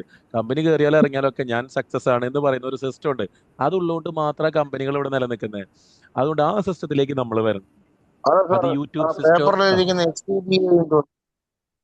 ഏതാണ്? പേപ്പറിന്റെ മുകളിൽ എഴുതിയിരുന്നില്ലേ പേപ്പറിന്റെ മുകളില് എന്തായിരുന്നു? സെബി സെബി എന്ന് പറഞ്ഞ securities exchange board of India. അതാണ് ഇതിന്റെ നമ്മൾ എല്ലാ ബാങ്കുകളുടെയും കൺട്രോൾ ആർക്കാ? Reserve bank. അതുകൊണ്ട് സ്റ്റോക്ക് മാർക്കറ്റിന്റെ എക്സ്ചേഞ്ചിന്റെ കൺട്രോൾ ഉള്ളതാണ് SEBI, securities exchange board of India. കേട്ടോ, എന്നാണ് അതിന്റെ സംഗതി. അപ്പൊ പറഞ്ഞു വന്ന സംഗതികൾ, ഞാൻ പറഞ്ഞു വന്ന തീമും ആശയവും മനസ്സിലായി എന്ന് വിചാരിക്കുന്നു. ആ തീമിൽ നിന്നുകൊണ്ട് നമുക്ക് സ്റ്റോക്ക് മാർക്കറ്റിൽ സക്സസ് ആവണം. ലോസോട് കൂടി തന്നെ നമുക്ക് വെൽത്തിലേക്ക് പോകണം. ലോസ് എന്നെ ബാധിക്കാത്ത രീതിയിൽ പോകണം. ജീവിതത്തിലെ വിഷമങ്ങൾ മസ്റ്റായിട്ട് വരില്ലേ? വിഷമം ഇല്ലാതിരിക്കാന്ന് പറഞ്ഞാൽ നടക്കുമോ? അതുകൊണ്ട് തന്നെ സ്റ്റോക്ക് മാർക്കറ്റിൽ ലോസ് വരുന്നു. 100 ട്രേഡ് കഴിയുമ്പോൾ 10-55 എണ്ണം ലോസ് ആണല്ലോ, പക്ഷെ ക്യാപിറ്റൽ സ്റ്റാർട്ട് ചെയ്തതിന്റെ മുകളിൽ നിൽക്കുന്നുണ്ടല്ലോ, അതെങ്ങനെ എന്ന് ചോദിക്കുന്ന സാധനം വരുന്നു. അതാണ് മണി മാനേജ്മെന്റ് സ്കിൽ. അത് നോളേജ് സ്കിൽ അല്ല കേട്ടോ. ആ നോളേജ് എടുത്ത് പറഞ്ഞോളൂ. ഈ സ്റ്റോക്ക് മാർക്കറ്റിൽ ഇൻവെസ്റ്റ് ചെയ്തിട്ട് കൂടുതൽ ആളുകളും പറയുന്ന ഒരു ഇതാണ്, അതായത് നമ്മളെ മുതൽ മുടക്കിന്ന് താഴോട്ടേക്ക് ഗ്രാഫ് താഴുമ്പോൾ നമുക്ക് ഓട്ടോമാറ്റിക്കലി വിഡ്രോ ചെയ്യുന്ന ഒരു പ്രോഗ്രാം സെറ്റ് ചെയ്യാൻ പറ്റുന്നുണ്ടോ? അങ്ങനെ ചെയ്തിട്ട് എന്താ കാര്യം? അത് നമ്മളെ സംബന്ധിച്ച് പിന്നെ അങ്ങനെ സിസ്റ്റം ഒക്കെ ഉണ്ട്. അങ്ങനെ ചെയ്തിട്ട് എന്താ കാര്യം? നമ്മളെ സംബന്ധിച്ചിടത്തോളം നമ്മളെ മുതലൊരിക്കലും പോവാതിരിക്കുന്ന ഒരു സിസ്റ്റം, അതായത് നമ്മൾ ഇൻ കേസ് നമ്മൾ മോണിറ്റർ ചെയ്യാതെ ടൈമുകളിൽ നമ്മൾ സ്റ്റോക്ക് മാർക്കറ്റിൽ മോണിറ്റർ ചെയ്യാതെ നമ്മൾ ഇൻവെസ്റ്റ് ചെയ്തിട്ട് ഒരു 2-3 അല്ല 1-2 ദിവസം വരെയും ഇങ്ങനെ പോയിക്കൊണ്ടേ ഗ്രാഫ് താഴോട്ട് പോകുമ്പോൾ നമുക്ക് ലോസ് ഇല്ലാതെ നമ്മൾ നോക്കുമ്പോൾ പ്രോഫിറ്റ് ആണെങ്കിൽ പ്രോഫിറ്റ് ടൈം വിഡ്രോ ചെയ്യാനും പറ്റുന്ന ഒരു സിസ്റ്റം. ഇതൊക്കെ അതിന്റെ ടെക്നിക്കൽ ആയിട്ടുള്ള പ്ലാറ്റ്ഫോമിന്റെ സംഗതികൾ, അതൊക്കെ അതിന്റെ അകത്തുണ്ട്. പക്ഷെ എന്നിരുന്നാൽ പോലും നോളേജ് ആണെങ്കിൽ നമ്മൾ വാങ്ങേണ്ട താഴേക്ക് പോയില്ലേ? ഒരു പാലം ഇറങ്ങുന്ന സമയമാണെന്നുണ്ടെങ്കിലോ നമ്മളിങ്ങനെ കുറെ 5 കൊല്ലം ഇനി ഇറക്കം തന്നെ ആയിരിക്കും. അപ്പോൾ നമ്മൾ ഒരു സ്റ്റോക്കിൽ കൊണ്ടുപോയി തല വെച്ച് കൊടുക്കും. നേരത്തെ ഒരാൾ പറഞ്ഞ പോലെ ഒരു സ്റ്റോക്ക്, ആ സ്റ്റോക്കിൽ തല വെച്ച് കൊടുക്കുന്ന സമയം താഴത്തേക്ക് ഇറങ്ങുന്നതാണെങ്കിൽ അതിന് ഇറങ്ങിയേ പോവുള്ളൂ, നമ്മുടെ ക്യാപിറ്റൽ മൊത്തം പോകും. അപ്പൊ അവിടെ ഒരു ഇന്ന സ്ഥലത്തുനിന്ന് വിൽക്കാമെന്ന് പറയുന്ന ഒരു ഫെസിലിറ്റി ഉണ്ടായതുകൊണ്ട് കാര്യമില്ല. നമുക്ക് അവിടെ എന്താ വേണ്ടത്? ആ സ്റ്റോക്ക് ഇറങ്ങിയാലും ശരി, മേലേക്ക് പോയാലും ശരി, ഞാൻ 100 ട്രേഡ് കഴിയുമ്പോൾ എന്റെ ക്യാപിറ്റൽ നിങ്ങൾ സ്റ്റാർട്ട് ചെയ്തതിന് മുകളിലുണ്ടാവും. ഒരു കുട്ടീനെ നമ്മൾ സ്കൂളിൽ ചേർത്തിട്ട് എല്ലാ ദിവസവും ക്വസ്റ്റ്യൻ ചോദിച്ചിട്ട് അവന് കിട്ടുന്നില്ല, സ്കൂളിന്റെ പുറത്താ. പാരന്റ്സ് വന്ന് പറഞ്ഞു കുഴപ്പമൊന്നുമില്ല, ക്വാർട്ടേർലി എക്സാം കഴിഞ്ഞിട്ട് അവന് 90% മാർക്ക് ഉണ്ടെങ്കിൽ ഒരു പ്രശ്നമില്ലല്ലോ എന്ന് പറയുന്നത് പോലെ ലോസ് അല്ല നമ്മുടെ താഴേക്കും. ലോസ് മസ്റ്റ് ആണ്. ലോസോട് കൂടി തന്നെ നമുക്ക് വെൽത്ത് ക്രിയേറ്റ് ചെയ്യണം. കാരണം ഒരു സ്റ്റോക്ക് 100 രൂപയ്ക്ക് വാങ്ങിയിട്ട് 95 അവസാനിച്ചോട്ടെ, നോ പ്രോബ്ലം. അത് ഞാൻ 95-ന് വിറ്റ് അവസാനിച്ച് ഞാൻ മാറും. കാരണം എന്തുകൊണ്ടാ? ലോസ് ഈസ് മസ്റ്റ് സംഗതി അവിടെ. പക്ഷെ 100 ട്രേഡ് കഴിയുമ്പോൾ ഞാൻ കൊണ്ടുവന്ന് 1 ലക്ഷത്തിന്റെ മുകളിൽ എനിക്ക് നിൽക്കണം. അങ്ങനെ വല്ല സിസ്റ്റം ഉണ്ടോ അവിടെ? ആ സിസ്റ്റം അപ്പൊ നോക്കുമ്പോൾ 100 ട്രേഡ് ചെയ്താൽ പകുതിയിലധികവും ഞാൻ പഠിച്ച നോളേജ് വെച്ച് ചെയ്തിട്ടും ലോസ് തന്നെയാണ്. പക്ഷെ സ്റ്റാർട്ട് ചെയ്തതിന്റെ മുകളിൽ ഞാൻ നിൽക്കുന്നുണ്ടല്ലോ, അതെനിക്ക് ഗ്യാരണ്ടി പറയാൻ പറ്റുമോ എന്നാണ് സുധീർ ചോദിക്കേണ്ടത്. അവിടെ അങ്ങനെ ഒരു ഗ്യാരണ്ടി പറയുന്ന ഒരു സിസ്റ്റം ഉള്ളത് കൊണ്ടാണ് ഇവിടെ ഫണ്ട് മാനേജിങ് കമ്പനികൾ നിന്ന് പോകുന്നത്. ഫണ്ട് മാനേജിങ് കമ്പനികൾ ഫണ്ട് മാനേജർ എന്നല്ലേ പറയുന്നത്, അവർ മണിയാണ് മാനേജ് ചെയ്യുന്നത്. ഇപ്പുറത്ത് സാധാരണക്കാരായ ആൾക്കാരുണ്ടല്ലോ, ഇതിന്റെ നോളേജ് എടുത്തുകൊണ്ടിരിക്കുക. ആ നോളേജ് ഇതിന്റെ ലാംഗ്വേജ് അല്ല. ആ നോളേജ് ഇതിന്റെ ലാംഗ്വേജ് അല്ല എന്ന് അവർക്ക് അറിയുന്നുണ്ടോ? അതുമില്ല. അങ്ങനെയാണ് അതുകൊണ്ടാണ് ഞാൻ പറഞ്ഞത് നമുക്കൊരു കാര്യം അറിയില്ല എന്നുള്ള കാര്യം നമുക്കറിയില്ല എന്നുള്ളത്. അതാണ് അതിന്റെ കാര്യം. സാറേ Yes. സാറേ സാറേ എന്തൊക്കെ സുരേഷാണ്. ഡോക്യുമെന്റ്സ് ആണ് ഇതിനകത്ത് സുരേഷാണ്. ക്രിയേറ്റ് ചെയ്യേണ്ടത്? ഞാൻ Ah, ഒരു yes, കാര്യം please. ചോദിക്കട്ടെ. പറഞ്ഞോളൂ സാറ് സുരേഷാണ്. ഞാൻ ദുബായിലാണ് ഉള്ളത്. പറഞ്ഞോളൂ സുരേഷ്. ഞാൻ ഈ ക്ലാസ് പറയൂ. അറ്റൻഡ് ചെയ്ത് കഴിഞ്ഞാലേ നമുക്ക് ഫോറക്സ് ട്രേഡിംഗും കൂടി നമുക്കത് ചെയ്യാൻ പറ്റും. അങ്ങനെ നമുക്കത് മനസ്സിലാവൂ ആ. ഈ ക്ലാസ്സിൽ അറ്റൻഡ് ചെയ്ത് കഴിഞ്ഞാൽ? തീർച്ചയായും.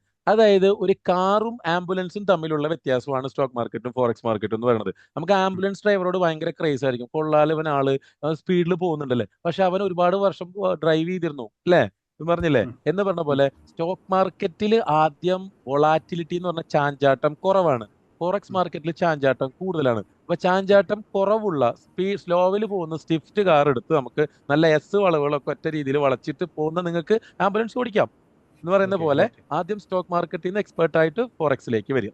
കേൾക്കുന്നുണ്ടോ? റൂട്ട് രണ്ടും ഡ്രൈവിംഗ് തന്നെയാണ് കേട്ടോ, രണ്ടും ഡ്രൈവ് തന്നെയാണ്. ഒന്ന് നമുക്ക് ഇവിടെ ഇരുന്ന് ചെയ്യാൻ പറ്റൂല. ഇപ്പൊ ചെയ്യുന്ന എവിടെ ഇരുന്നും നമുക്ക് ആക്സസ് ചെയ്യാൻ പറ്റും. ഒരിക്കലും ട്രേഡർ എന്ന് ഒരു കാര്യം ഞാൻ പറയട്ടെ, നമുക്ക് എന്റെ കാല് 8 ഇഞ്ചിന്റെ 9 ഇഞ്ചിന്റെയാണ്, വിൽക്കാൻ വെച്ചിരിക്കുന്ന ചെരുപ്പ് 10 ഇഞ്ചിന്റെയാണ്, എനിക്ക് അത് സൂട്ടാവില്ല എന്ന് പറയണത് പോലെ നമ്മുടെ കാലിനനുസരിച്ചുള്ള ചെരുപ്പ് എടുക്കുക, അല്ലാതെ ചെരുപ്പ് പോയിട്ട് കാലിനനുസരിച്ച് മാറ്റാൻ പറ്റില്ല എന്ന് പറഞ്ഞ പോലെ നിങ്ങളുടെ ലൈഫ് സ്റ്റൈൽ ഏതാണോ ആ ലൈഫ് സ്റ്റൈലിൽ സൂട്ടബിൾ ആയിട്ടുള്ള ട്രേഡിംഗ് സിസ്റ്റം സ്റ്റോക്ക് മാർക്കറ്റിലുണ്ട്. അതിനെ കൊണ്ടുവരിക, അല്ലാതെ ഇത് പോയി അങ്ങോട്ടാവരുത്.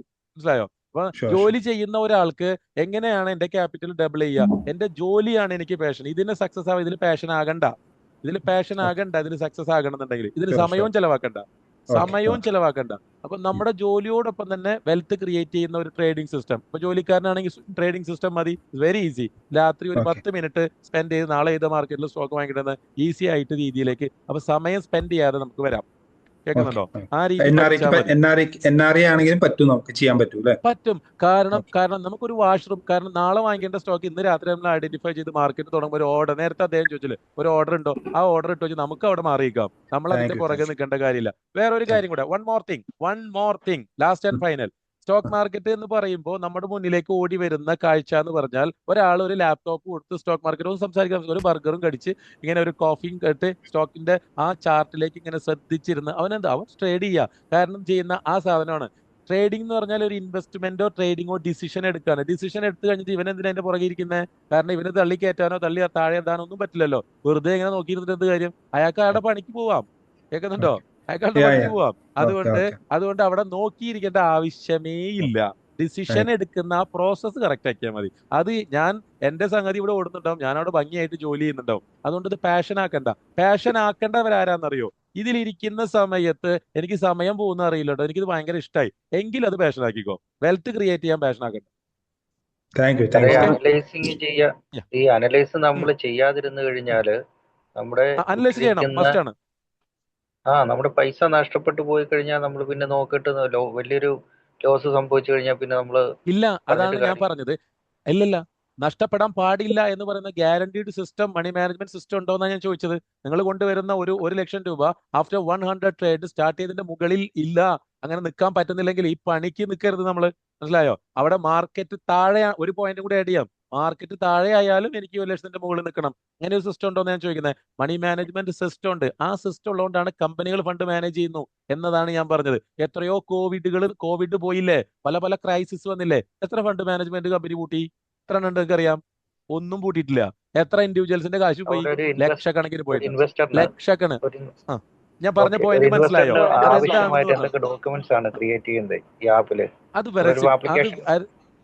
അത് നമുക്ക് അതൊക്കെ അതിന്റെ ചെറിയതായ പ്ലാറ്റ്ഫോം കാര്യങ്ങളാണ്. വെച്ചാൽ അക്കൗണ്ട് ഓപ്പൺ ചെയ്യുന്ന സമയത്ത് നമുക്ക് അത് കൊടുത്താൽ മതി. അത് വളരെ സിമ്പിൾ ആയിട്ടുള്ള ടാസ്കുകളാണ്. അത് അതിന്റേതായ ഡോക്യുമെന്റ്സ് സബ്മിറ്റ് ചെയ്യാൻ. ഒരു ബാങ്ക് അക്കൗണ്ട് ഓപ്പൺ ചെയ്യുന്ന സമയത്ത് നമുക്ക് എന്തൊക്കെ വേണം ചോദിക്കുന്നത് പോലെ ഉള്ളൂ കേട്ടോ. അത് നോ പ്രോബ്ലം. അതൊക്കെ വെരി സിമ്പിൾ ആണ്.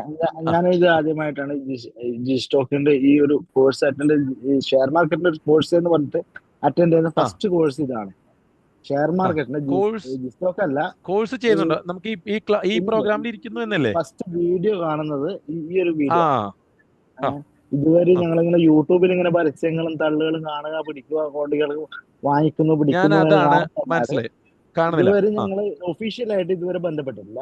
അപ്പൊ ഇതിന്റെ ആ ഫസ്റ്റ് സ്റ്റെപ്പ് എന്ന് പറഞ്ഞ സാറ് പറഞ്ഞ ഡിമാറ്റ് അക്കൗണ്ട്. അപ്പൊ അല്ല നമ്മൾ സൗദി ഞാനിപ്പം അല്ലല്ലല്ല first step please first step car മേടിക്കലല്ലോ, ഡ്രൈവിംഗ് അല്ലേ. ഫസ്റ്റ് കാർ മേടിക്കുന്നതാണോ ഡ്രൈവിങ്? അപ്പുറത്തെ വീട്ടിലുള്ള പോർഷയോ അപ്പുറത്തെ വീട്ടിലുള്ള ലെക്സസോ ഒക്കെ നമുക്ക് ഓടിക്കാമല്ലോ. ഡ്രൈവർ ആകുക എന്നുള്ളതാണ് മാറ്റം, കാർ മേടിക്കലല്ല. ഞാനാ പറഞ്ഞ അക്കൗണ്ട് ഓപ്പൺ ചെയ്യാൻ ഞാൻ മാറ്റർ ആക്കില്ല. ഞാൻ ക്ലാസ് കഴിഞ്ഞിട്ട് നിങ്ങളോട് അക്കൗണ്ട് ഓപ്പൺ ചെയ്യിക്കുള്ളൂ. ക്ലാസ് കഴിഞ്ഞതിന് ശേഷം അക്കൗണ്ട് ഓപ്പൺ. ഇനി നിങ്ങൾക്ക് പ്രൊഫഷണൽ ആവാൻ നിങ്ങൾക്ക് അക്കൗണ്ട് ഓപ്പൺ ആവണമെന്നില്ല അല്ലേ. എത്രയോ പേര് വാടകയ്ക്ക് ടാക്സി ഓടിക്കുന്നു. അപ്പോ അതുകൊണ്ട് പ്രൊഫഷണൽസ് സ്വന്തം പൈസ വേണമെന്ന് യാതൊരു നിർബന്ധവും ഇല്ല കേട്ടോ. അക്കൗണ്ട് ഓപ്പൺ ചെയ്യണം മസ്റ്റ് നമുക്ക്, കാരണം നമ്മുടെ ഫണ്ട് മാനേജ് ചെയ്യണമല്ലോ നമുക്ക്. അപ്പൊ അതുകൊണ്ട് ഞാനൊരു കാര്യം പറയാം. ഇപ്പൊ ബിഗിനേഴ്സിനെ സംബന്ധിച്ചിടത്തോളം ഇത് ചിലപ്പോൾ എക്സ്പീരിയൻസ് ആയിട്ടുള്ള ആൾക്കാർക്ക് ചിലപ്പോൾ ഇത് ആദ്യമായിട്ട് കേൾക്കുന്ന ഒരു പുതിയ തീമായിട്ട് തോന്നും. ബിഗിനേഴ്സിനെ സംബന്ധിച്ചിടത്തോളം പുറത്ത് ഇതാണെന്നാണ് നിങ്ങൾ വിചാരിക്കുന്നത്. പുറത്ത് ഇതല്ല. പുറത്തുള്ള അക്കാഡമികൾ ഇതിന്റെ ഓപ്പോസിറ്റ്, ഞാൻ പറയുന്നതിന്റെ ഓപ്പോസിറ്റും അവർ പറയുന്നതിന്റെ ഓപ്പോസിറ്റാണ് നമ്മൾ പറയുന്നത്. അപ്പൊ ഒരു ആടും ആനയും തമ്മിലുള്ള വ്യത്യാസം സ്റ്റോക്ക് മാർക്കറ്റ് എഡ്യൂക്കേഷൻ ഇൻഡസ്ട്രിയിൽ നമ്മളുണ്ട്. അതുകൊണ്ട് നിങ്ങൾ എന്ത് ചെയ്യണം, അപ്പുറത്ത് എന്താ പറയണത് നോക്കണം. അപ്പുറത്ത് പറയണത് ഈ നോളേജ് എടുപ്പാണ്. കേൾക്കുന്നുണ്ടോ? ഈ നോളേജ് എടുപ്പ്, ഫണ്ടമെന്റലിന്റെ ആ സ്റ്റോക്കിന്റെ സെലക്ഷൻ. അപ്പൊ അത് തെറ്റിക്കഴിഞ്ഞാൽ അവരെ പൈസ പോകും. തെറ്റിക്കഴിഞ്ഞാൽ പൈസ പോകരുത് അല്ലേ. ഡിസിഷൻ നോളേജ് തെറ്റിയാൽ സ്റ്റോക്ക് മാർക്കറ്റ് നാളെയോ മറ്റന്നാളോ ക്രാഷിൽ വീണാലും എന്റെ ക്യാപിറ്റൽ പ്രൊട്ടക്റ്റഡ് ആവണ്ടേ അല്ലേ. ആ ഒരു സാധനം ഇല്ലെങ്കിൽ ഇതിൽ വന്നിട്ട് കാര്യമുണ്ടോ? അപ്പോ നോളേജ് എടുക്കുന്ന ഒരാൾക്ക് അത് സംഭവിക്കില്ല. കാരണം അവൻ ഇന്ന് പഠിച്ച ഒരു കമ്പനി ഒക്കെയാണ്, നന്നായിട്ട് പഠിച്ച അതേ രീതി തന്നെയാണ് ഇപ്പോഴും ഒരു കമ്പനി എടുത്തത്. പക്ഷെ നാളെ കാലത്ത് ഒരു ക്രാഷ് വന്നാൽ പോവില്ലേ? അത് ഉറപ്പായിട്ടും പോവില്ലേ? റൈറ്റ്, പോവും. അപ്പൊ അങ്ങനെ പോകുമ്പോ എഗ്രീഡ് ആയിട്ടുള്ള ലോസ് മാത്രമേ ഇപ്പുറത്ത് പോകാൻ വേണം. എന്റെ ഒരു രോമത്തുമ്പോ തട്ടിയേ പോകാൻ പാടുള്ളത്. ഓക്കെ. അപ്പോ ആ തട്ടി പോവാനും പാടുള്ളൂ. മാത്രമല്ല കൊണ്ടുവന്ന ക്യാപിറ്റലിന്റെ മുകളിൽ നിൽക്കുകയും വേണം. അതിന് വല്ല ഗ്യാരണ്ടി ജി സ്റ്റോക്കിന് തരാൻ പറ്റുമോ? ഉണ്ടെങ്കിൽ ഞാൻ നിൽക്കുക, അല്ലെങ്കിൽ ഞാൻ പോവാണ് എന്നാണ് പറയേണ്ടത് അല്ലേ. സാർ ഇത് അങ്ങനെയാണ് പറയേണ്ടത്. SIP മ്യൂച്വൽ ഫണ്ട് പോലെ ഇൻവെസ്റ്റ് ചെയ്യാൻ പറ്റും ഇങ്ങനെ എല്ലാ മാസവും ഇങ്ങനെ? അതാണ് പറയുന്നത്. ഈ SIP മ്യൂച്വൽ ഫണ്ടും മാനേജ് ചെയ്യുന്ന ഒരു ഫണ്ട് മാനേജർ ഇല്ലേ, അയാളാകാൻ ഞാൻ എന്റെ ഫണ്ട് ഞാൻ മാനേജ് ചെയ്തോളാം. എനിക്കൊരു മ്യൂച്വൽ ഫണ്ട് ക്രിയേറ്റ് ചെയ്യാൻ പറ്റുമോ? അങ്ങനെ ഒരു ഫണ്ട് ക്രിയേറ്റ് ചെയ്യുന്ന ഒരു സ്റ്റോക്ക് മാർക്കറ്റ് അനലിസ്റ്റ് ആകാനാണ് നമ്മൾ ട്രൈ ചെയ്യേണ്ടത്. അതാണ് പ്രോഗ്രാം. കേൾക്കുന്നുണ്ടോ? അപ്പൊ പ്രോഗ്രാം കഴിഞ്ഞാൽ I am the fund manager of my fund. അപ്പൊ എനിക്കൊരു ഫണ്ട് ക്രിയേറ്റ് ചെയ്യാനും SIP ഒക്കെ ഞാൻ തന്നെ ഉണ്ടാക്കാൻ എനിക്കുള്ളത് വേണ്ട എന്ന് പറയാൻ പറ്റണം. കേട്ടോ? അങ്ങനെ ആകാൻ പറ്റണം ആഫ്റ്റർ 4 months. ആ രീതിയിലേക്ക് നമുക്ക് വരാൻ പറ്റുന്ന രീതിയിലാണ് കാര്യങ്ങൾ പോയിക്കൊണ്ടിരിക്കുന്നത് കേട്ടോ. 4 മാസം ക്ലാസ് മാത്രമാണ്. നമ്മളിപ്പം ഇത് പിന്നെ അല്ലല്ല നമ്മൾ ഡിമാറ്റ് അക്കൗണ്ട് എടുത്തിട്ട് നമ്മൾ ഇത് ഓരോന്ന് സാറിന്റെ കൂടെ ചെയ്യുകയും സാറ് പറഞ്ഞു തരികയും അതനുസരിച്ച് ചെയ്യുമല്ല അല്ലേ? അതായത് നമ്മളെ സംബന്ധിച്ചിടത്തോളം നമുക്ക് നിങ്ങളെ ഒരു എക്സ്പേർട്ട് ഡ്രൈവർ ആക്കുക എന്നുള്ളതാണ്. ഡ്രൈവർ ആയി കഴിഞ്ഞാൽ പിന്നെ ഇപ്പോഴും നമ്മൾ പഠിച്ച ആ അക്കാഡമിയിൽ പോയിട്ടൊന്നും നമ്മൾ ഇപ്പോഴും ഇല്ലല്ലോ, നമ്മൾ അയാളെ കാണും കൂടി ഇല്ല. അപ്പോ നമ്മൾ ഇൻഡിപെൻഡന്റ് ആയിട്ട് ചെയ്യുന്നത് വരെയുള്ള ഒരു പൊസിഷൻ നിങ്ങൾ ആക്കിയെടുക്കുക എന്നുള്ളതാണ്. വർഷങ്ങളോളം നിങ്ങളെ കൊണ്ട് സ്റ്റോക്ക് പറഞ്ഞെന്ന് അത് വാങ്ങിച്ചോ ഇത് വാങ്ങിച്ചോ എന്ന് പറയുന്നത് അങ്ങനെയാണ് പഠിക്കേണ്ട കാര്യമില്ലല്ലോ. നമുക്ക് അതിനെ ടിപ്പ് സർവീസിങ് ആക്കിയാൽ മതി. നിങ്ങളെ പഠിപ്പിക്കുകയും നിങ്ങളെ പ്രാക്ടീസ് ചെയ്യിപ്പിക്കുകയും മെന്ററിന്റെ അണ്ടറിൽ കൊണ്ടുവന്നിട്ട് നിങ്ങളെ ഒരു സ്റ്റോക്കിനെ അനലൈസ് ചെയ്യുന്ന രീതിയിലേക്ക് ഒരു ക്വാളിറ്റിയിലേക്ക് ആക്കിയെടുക്കുകയും ആ ആക്കിയെടുത്ത സ്റ്റോക്കിനെ നിങ്ങളെ വാങ്ങിപ്പിക്കുകയും അതിന്റെ റിസൾട്ട് നിങ്ങളെ കാണിപ്പിക്കുകയും ചെയ്താൽ ദ സിസ്റ്റം ഈസ് ഡൺ. പിന്നെ നിങ്ങൾക്ക് അതിന്റെ ചുവട് പിടിച്ച് പറക്കാം അല്ലേ. അതല്ലേ ചെയ്യാറ്. ലൈസൻസ് എടുത്ത് തന്നിട്ട് ഒരു രണ്ടും ഓടിപ്പിച്ച് ഓക്കെ, ഇനി ഇതേ ഫോർമാറ്റിൽ അങ്ങ് പൊക്കോ, ഇതേ രീതിയിൽ അങ്ങ് ചെയ്യാം. മനസ്സിലായോ? പിടിയോ? അങ്ങനെയാണ് ചെയ്യേണ്ടത്. അതല്ലേ അക്കാഡമിയുടെ പർപ്പസ്. അല്ലാതെ നമുക്കൊരു ബിസിനസ് കിട്ടാൻ വേണ്ടി കയറിക്കോ നിങ്ങൾക്ക് എല്ലാം നമ്മൾ പറഞ്ഞുതരാന്ന് പറഞ്ഞാൽ അതൊരു എത്തിക്സിന് അഗെയിൻസ്റ്റ് ആയിട്ടുള്ള സാധനമല്ലേ. നിങ്ങളെ ഒറ്റയ്ക്ക് പറക്കാൻ വിടണം. അങ്ങനെ ആക്കിയെടുക്കുന്നതാണ്. അത് ടഫ് ടാസ്ക്. അതൊരു ടഫ് ടാസ്ക് ആണത്. ആ ഒരു ഭാരിച്ച ഉത്തരവാദിത്വം നമ്മൾ ഏറ്റെടുക്കണം. അതാണ് നമ്മൾ ചെയ്തുകൊണ്ടിരിക്കുന്നത്. അപ്പോൾ അതുകൊണ്ട് നാളെ ഒരു ബാച്ച് ഞാൻ നിങ്ങളെ വിളിക്കുന്നില്ല എന്ന് വിചാരിച്ചിരിക്കണ്ട. നിങ്ങൾക്ക് താല്പര്യം ഉണ്ടെങ്കിൽ ജോയിൻ ചെയ്തോ. എന്റെ വാക്കുകളിൽ കോൺഫിഡൻസ് ഉണ്ട്, അതിൽ ഓക്കെ ആണെന്നുണ്ടെങ്കിൽ ഞാൻ ജോയിൻ. അത്രേ ഞാൻ പറയുള്ളൂ കേട്ടോ. അല്ലാതെ അവിടെ ഒരു ബിസിനസ് ക്രിയേറ്റ് ചെയ്ത് ഇപ്പൊ 5000 രൂപയുടെ റിഡക്ഷൻ ഉണ്ട് കയറിക്കൊന്നൊരു പരിപാടിയില്ല. ഒരു രൂപ ഡിസ്കൗണ്ട് തരില്ല. ബിക്കോസ് ഒരു രൂപ ഡിസ്കൗണ്ട് തരില്ല. കാരണം അത്രയും കോൺഫിഡന്റ് ആണ്. 35,400 രൂപ മുടക്കാം 3.5 ലക്ഷം 30 ലക്ഷം എടുക്കാനുള്ള സ്കില്ല് എനിക്ക് ഇവിടെ നിന്ന് കിട്ടിയെന്ന് at the end of the day video ഇട്ട് ഞാൻ പറയും. ഓക്കെ ഓക്കെ സാർ ഒരു കാര്യം ഞാനാണെങ്കിൽ ഇതിപ്പം പിന്നെ ഇങ്ങനെ ഞാനൊരു അഡ്വർടൈസ്മെന്റ് കണ്ട് നിങ്ങൾ എവിടെങ്കിലും ചെന്ന് വീടരുത്, സെബി രജിസ്റ്റേർഡ് അക്കൗണ്ട്സിലാണ് നിങ്ങൾ പിന്നെ മെന്ററിന്റെ ആണ് സഹായം തേടേണ്ടത് എന്നുള്ളൊരു കാര്യം പറഞ്ഞു. അങ്ങനെ ഈ സ്റ്റോക്ക് അതാണ് ഒരു കാര്യം. അതായത് ഞാനിവിടെ വളരെ ക്ലാരിറ്റിയോടുകൂടി കാര്യം പറഞ്ഞു. സെബി രജിസ്ട്രേഷൻ അതൊരു മാറ്റർ. സെബി രജിസ്ട്രേഷൻ എന്തിനാണ്? സ്റ്റോക്കിന് അഡ്വൈസ് ചെയ്യാൻ. എൻ്റെ experience, I am a teacher. ഞാൻ ചെയ്യുന്നത് chartered market technician, CFA, CMA ഇങ്ങനെയുള്ള ക്വാളിഫിക്കേഷൻസ്. അപ്പോൾ എന്നെ സംബന്ധിച്ച് എൻ്റെ എക്സ്പീരിയൻസ് ഷെയർ ചെയ്യാൻ നമുക്ക് as a SEBI registered analyst ആവണമെന്നൊന്നുമില്ല, കേൾക്കുന്നുണ്ടോ? പക്ഷെ ഞാനൊരു സ്റ്റോക്ക് സജസ്റ്റ് ചെയ്യാൻ I need a registration. Okay, അത് രണ്ടും രണ്ടാ. ഒരു ആസ് ആൻ ഇൻഡിവിജ്വൽ, ആസ് ഒരു ഇന്ത്യൻ പൗരന് നിങ്ങൾക്ക് നിങ്ങളുടെ എഡ്യൂക്കേഷൻ വേണമെങ്കിൽ ഒരാൾക്ക് പ്രൊവൈഡ് ചെയ്യാം, ഒരു മാറ്ററും ഇല്ല. പക്ഷെ നിങ്ങളൊരു സ്റ്റോക്ക് ഇന്ന സ്റ്റോക്ക് കയറാൻ പോകുന്നു എന്ന് പറയാൻ അഡ്വൈസ് കൊടുക്കാൻ പാടില്ല, കേൾക്കുന്നുണ്ടോ? അഡ്വൈസ് കൊടുക്കുന്നതിന് ഈ സംഗതികളും കാര്യങ്ങളൊക്കെ അതാണ് അതിന്റെ മാറ്റർ ആയിട്ടുള്ള സംഗതി, കേട്ടോ? ഓക്കെ, സ്റ്റോക്ക് സജഷനും അഡ്വൈസും ഒരു അക്കാഡമിയും ചെയ്യാൻ പാടില്ല. ഒരു അക്കാഡമിയും നമ്മൾ സ്റ്റോക്ക് സജസ്റ്റ് ചെയ്യാനോ ഇന്ന സ്റ്റോക്ക് കയറുന്നോ പറയാൻ പാടില്ല. അത് നിങ്ങളെ കൊണ്ട് എലിജിബിൾ ആക്കിക്കണം, അതാണ് ആ സാധനം. ഓക്കെ, കേൾക്കുന്നുണ്ടോ? Okay sir, fine. Okay, fine, ശരി. അപ്പോൾ അത് ഇനിയിപ്പോൾ അതിനെക്കുറിച്ച് അറിയണമെന്നുണ്ട്.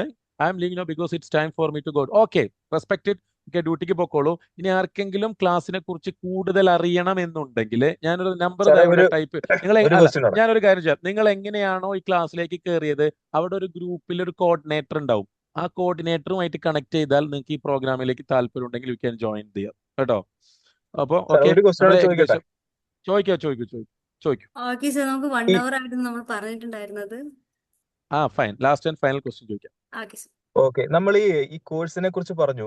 ഇതിനകത്ത് എന്തൊക്കെ കാര്യങ്ങളാണ് കവർ ചെയ്യുന്നതെന്നൊന്ന് ഷോർട്ടായിട്ടൊന്ന് പറയാമോ? ഗുഡ്, യെസ്, ഞാൻ പറയാം. നമുക്ക് ചെയ്യേണ്ടത് എന്താണെന്ന് വെച്ചാൽ, ബുർജ് ഖലീഫയുടെ എവിടെയാണ് ഏറ്റവും ഇമ്പോർട്ടൻ്റ് എന്ന് ചോദിച്ചപ്പോൾ നമ്മൾ പറഞ്ഞത് ഫൗണ്ടേഷൻ എന്നാണ്. ആ തറയാണ്, അതിന്റെ അടിയിൽ പൈലിംഗ് നടന്നിട്ടുണ്ട്, അവിടെയാണ് ഏറ്റവും ഇമ്പോർട്ടൻ്റ്. അപ്പൊ അതുകൊണ്ട് തന്നെ ഒരു ബേസിക് വേർഷന്റെ താഴെയാണ് ഏറ്റവും ഇമ്പോർട്ടൻ്റ്.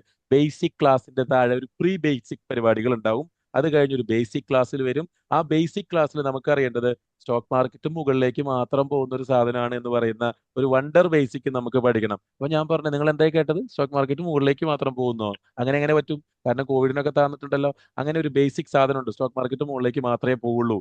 കോവിഡിന് 12,500 7,500 വീണിട്ടുണ്ടെങ്കിൽ ഇപ്പൊ ഇത് 25,000 ഇനി 25,000 നാളെ ഒരു ക്രാഷ് വന്നാൽ 12,000 വീണാൽ പിന്നെ അത് 30,000 പോകും. അതിനൊരു വ്യക്തമായ റീസൺ ഉണ്ട്. Stock market is always going up, എന്നിട്ടും നമുക്ക് നഷ്ടം വരുന്നു. അതെന്താണെന്ന് പഠിക്കണം. ആ ബേസിക് സൈഡിൽ സ്റ്റോക്ക് മാർക്കറ്റും ഫോറക്സ് മാർക്കറ്റും തമ്മിലുള്ള കണക്ഷൻ, സ്റ്റോക്ക് മാർക്കറ്റും ഇക്കോണമിയും തമ്മിലുള്ള കണക്ഷൻ, സ്റ്റോക്ക് മാർക്കറ്റിന് ഒരു കുട്ടിയുടെ നമ്മളെ പോലെ ബാല്യം, കൗമാരം, യൂത്ത്, വാർദ്ധക്യം എന്ന് പറഞ്ഞ പോലെ പോകുന്നത് പോലെ സ്റ്റോക്ക് മാർക്കറ്റിനും ഒരു ലൈഫ് ഉണ്ട്. അതെന്താണെന്ന് കാണണം. ഒരു ഫിനാൻഷ്യൽ പ്ലാനിങ് ചെയ്യണം. അത് കഴിഞ്ഞ് നമ്മൾ 3M എന്ന് പറയുന്ന ഒരു സിസ്റ്റം പഠിക്കും. മൈൻഡിനെ കുറിച്ച് പഠിക്കും, മണി മാനേജ്മെന്റിനെ കുറിച്ച് പഠിക്കും, മെത്തേഡുകളെ കുറിച്ച് പഠിക്കും. മെത്തേഡുകളിൽ വാട്ട് ടു ബൈ എന്ന് പറയുന്ന fundamental analysis from the scratch, വളരെ ബേസ് തൊട്ട് അഡ്വാൻസ് ലെവൽ വരെ നമുക്ക് കണക്ട് ചെയ്യണം. അത് കഴിഞ്ഞ് when to buy when to sell എന്ന് പറയുന്ന കാൻഡിൽ സ്റ്റിക് സ്റ്റഡീസ് ഉണ്ടല്ലോ, ടെക്നിക്കൽ അനാലിസിസ്, അത് വളരെ ബേസിക് മുതൽ അഡ്വാൻസ് ലെവൽ വരെ നമുക്ക് കണക്ട് ചെയ്യണം. അത് കഴിയുമ്പോൾ നമുക്ക് കണക്ട് ചെയ്താൽ മാത്രം പോരാ, ക്ലാസ്സിലിരുത്തിക്കൊണ്ട് ഇങ്ങനെ ഞാനിപ്പോൾ ഒരു കാര്യം ക്ലാസ്സിലിരുത്തിക്കൊണ്ട് ഇങ്ങനെയുള്ള അപ്പൊ നിങ്ങൾക്ക് ക്ലാസ് കാണാതിരിക്കാൻ ബോർഡ്, ഇങ്ങനെയുള്ള ഈ ചാർട്ടുകൾ നിങ്ങൾ 100 പേര് 200 പേരുണ്ടെങ്കിൽ 200 പേരെ കൊണ്ടും 10 സ്റ്റോക്ക് വെച്ച് ഇവിടെ റീഡ് ചെയ്യിപ്പിക്കണം. ഇവിടെ ഇരുന്നു കൊണ്ട് കാര്യങ്ങൾ മനസ്സിലാക്കണം. അല്ലാതെ പ്രാക്ടീസ് ചെയ്തോട്ടോ എന്ന് പറഞ്ഞ് വിടില്ല. ഇവിടെ ഇരുത്തി 10 സ്റ്റോക്ക് ഓരോരുത്തരും ഇൻഡിവിജ്വലി വിളിച്ച് ഇതിങ്ങനെ പറഞ്ഞുകൊണ്ടിരിപ്പിക്കും. നമ്മൾ 200 പേരുണ്ടെങ്കിൽ ഭാഗ്യമാണ്. 200 × 10 2000 ECG അനലൈസ് ചെയ്ത ഒരു ഡോക്ടർ സ്കില്ല് പോലെ 2000 ചാർട്ട് റീഡ് ചെയ്ത ഒരാളുടെ സ്കില്ലിലേക്ക് മാറണം. അപ്പൊ അത് പ്രാക്ടീസ് ക്ലാസ്സിന്റെ ഉള്ളിൽ തന്നെ വെച്ച് ചെയ്യിപ്പിക്കും. അത് കഴിഞ്ഞിട്ട് 1200 ട്രേഡുകൾ പ്രാക്ടീസ് ചെയ്യാൻ ഈ സ്റ്റോക്കിന് മാത്രമായിട്ടൊരു, അത് എൻ്റെ ഒരു ഡ്രീമാണ്. സ്റ്റോക്ക് ജീനിയസ് എന്ന് പറഞ്ഞൊരു പ്ലാറ്റ്ഫോം നമ്മൾ ക്രിയേറ്റ് ചെയ്ത് വെച്ചിട്ടുണ്ട്. അതായത് സ്റ്റോക്കുകളുടെ മൂവ്മെന്റ് പ്രാക്ടീസ് ചെയ്യാൻ വേണ്ടി ഒരു പ്രാക്ടീസിങ് പ്ലാറ്റ്ഫോം. അതിൽ 1200 ട്രേഡുകൾ നിങ്ങൾ പ്രാക്ടീസ് ചെയ്യിക്കും. പ്രാക്ടീസ് ചെയ്ത പോലെ തന്നെയുള്ള ട്രേഡുകൾ നമുക്ക് ലൈവിൽ കിട്ടാൻ ഒരു സ്റ്റോക്ക് സ്ക്രീനർ ഉണ്ട്. ആ സ്റ്റോക്ക് സ്ക്രീനറിൽ സ്റ്റോക്കുകൾ ഇങ്ങനെ അപ്ഡേറ്റ് ചെയ്തുകൊണ്ടിരിക്കും. അത് പ്രാക്ടീസ് ചെയ്തതിന്റെ ലൈവ് വേർഷൻ ആയിരിക്കും. അത് ജോലി കഴിഞ്ഞു വന്ന് നോക്കിയാൽ മതി. എന്നിട്ട് അതിനെ അനലൈസ് ചെയ്ത് നാളെ കാലത്ത് അതിനെ ആക്ഷൻ എടുക്കണമെങ്കിൽ ആക്ഷൻ എടുത്താൽ മതി. സ്റ്റോക്ക് മാർക്കറ്റും നിങ്ങളുടെ ജോലിയുമായിട്ട് ഒരു ബന്ധവും ഇല്ലാത്ത രീതിയിൽ ഭംഗിയായിട്ട് ഒരു പ്രൊഫഷണലിന് സ്റ്റോക്ക് മാർക്കറ്റിനെ എങ്ങനെ ഡീൽ ചെയ്യാം അധികം സമയം ചെലവഴിക്കാതെ, ആ രീതിയിലേക്ക് അങ്ങനെ വെൽത്ത് ക്രിയേറ്റ് ചെയ്യാൻ പറ്റണം. കോമ്പൗണ്ടിങ്ങിനെ എങ്ങനെ ഇതിൻ്റെ ഉള്ളിലേക്ക് കണക്ട് ചെയ്യാൻ പറ്റും എന്നുള്ള രീതിയിലേക്ക് നമുക്ക് ആ കോമ്പൗണ്ടിങ് ഉൾപ്പെടുന്ന ഒരു ഫിനാൻഷ്യൽ പ്ലാൻ ആണ്. അതായത് നമ്മൾ ഡ്രൈവിങ്ങോ പഠിച്ചത് ഒരു സ്കില്ലല്ലേ? ആ സ്കില്ല് പഠിച്ചത് വെറുതെ ഡ്രൈവിംഗ് ചെയ്യാൻ വേണ്ടി കാറ് അങ്ങോട്ടും ഇങ്ങോട്ടും എടുക്കാനല്ലല്ലോ പോയത്.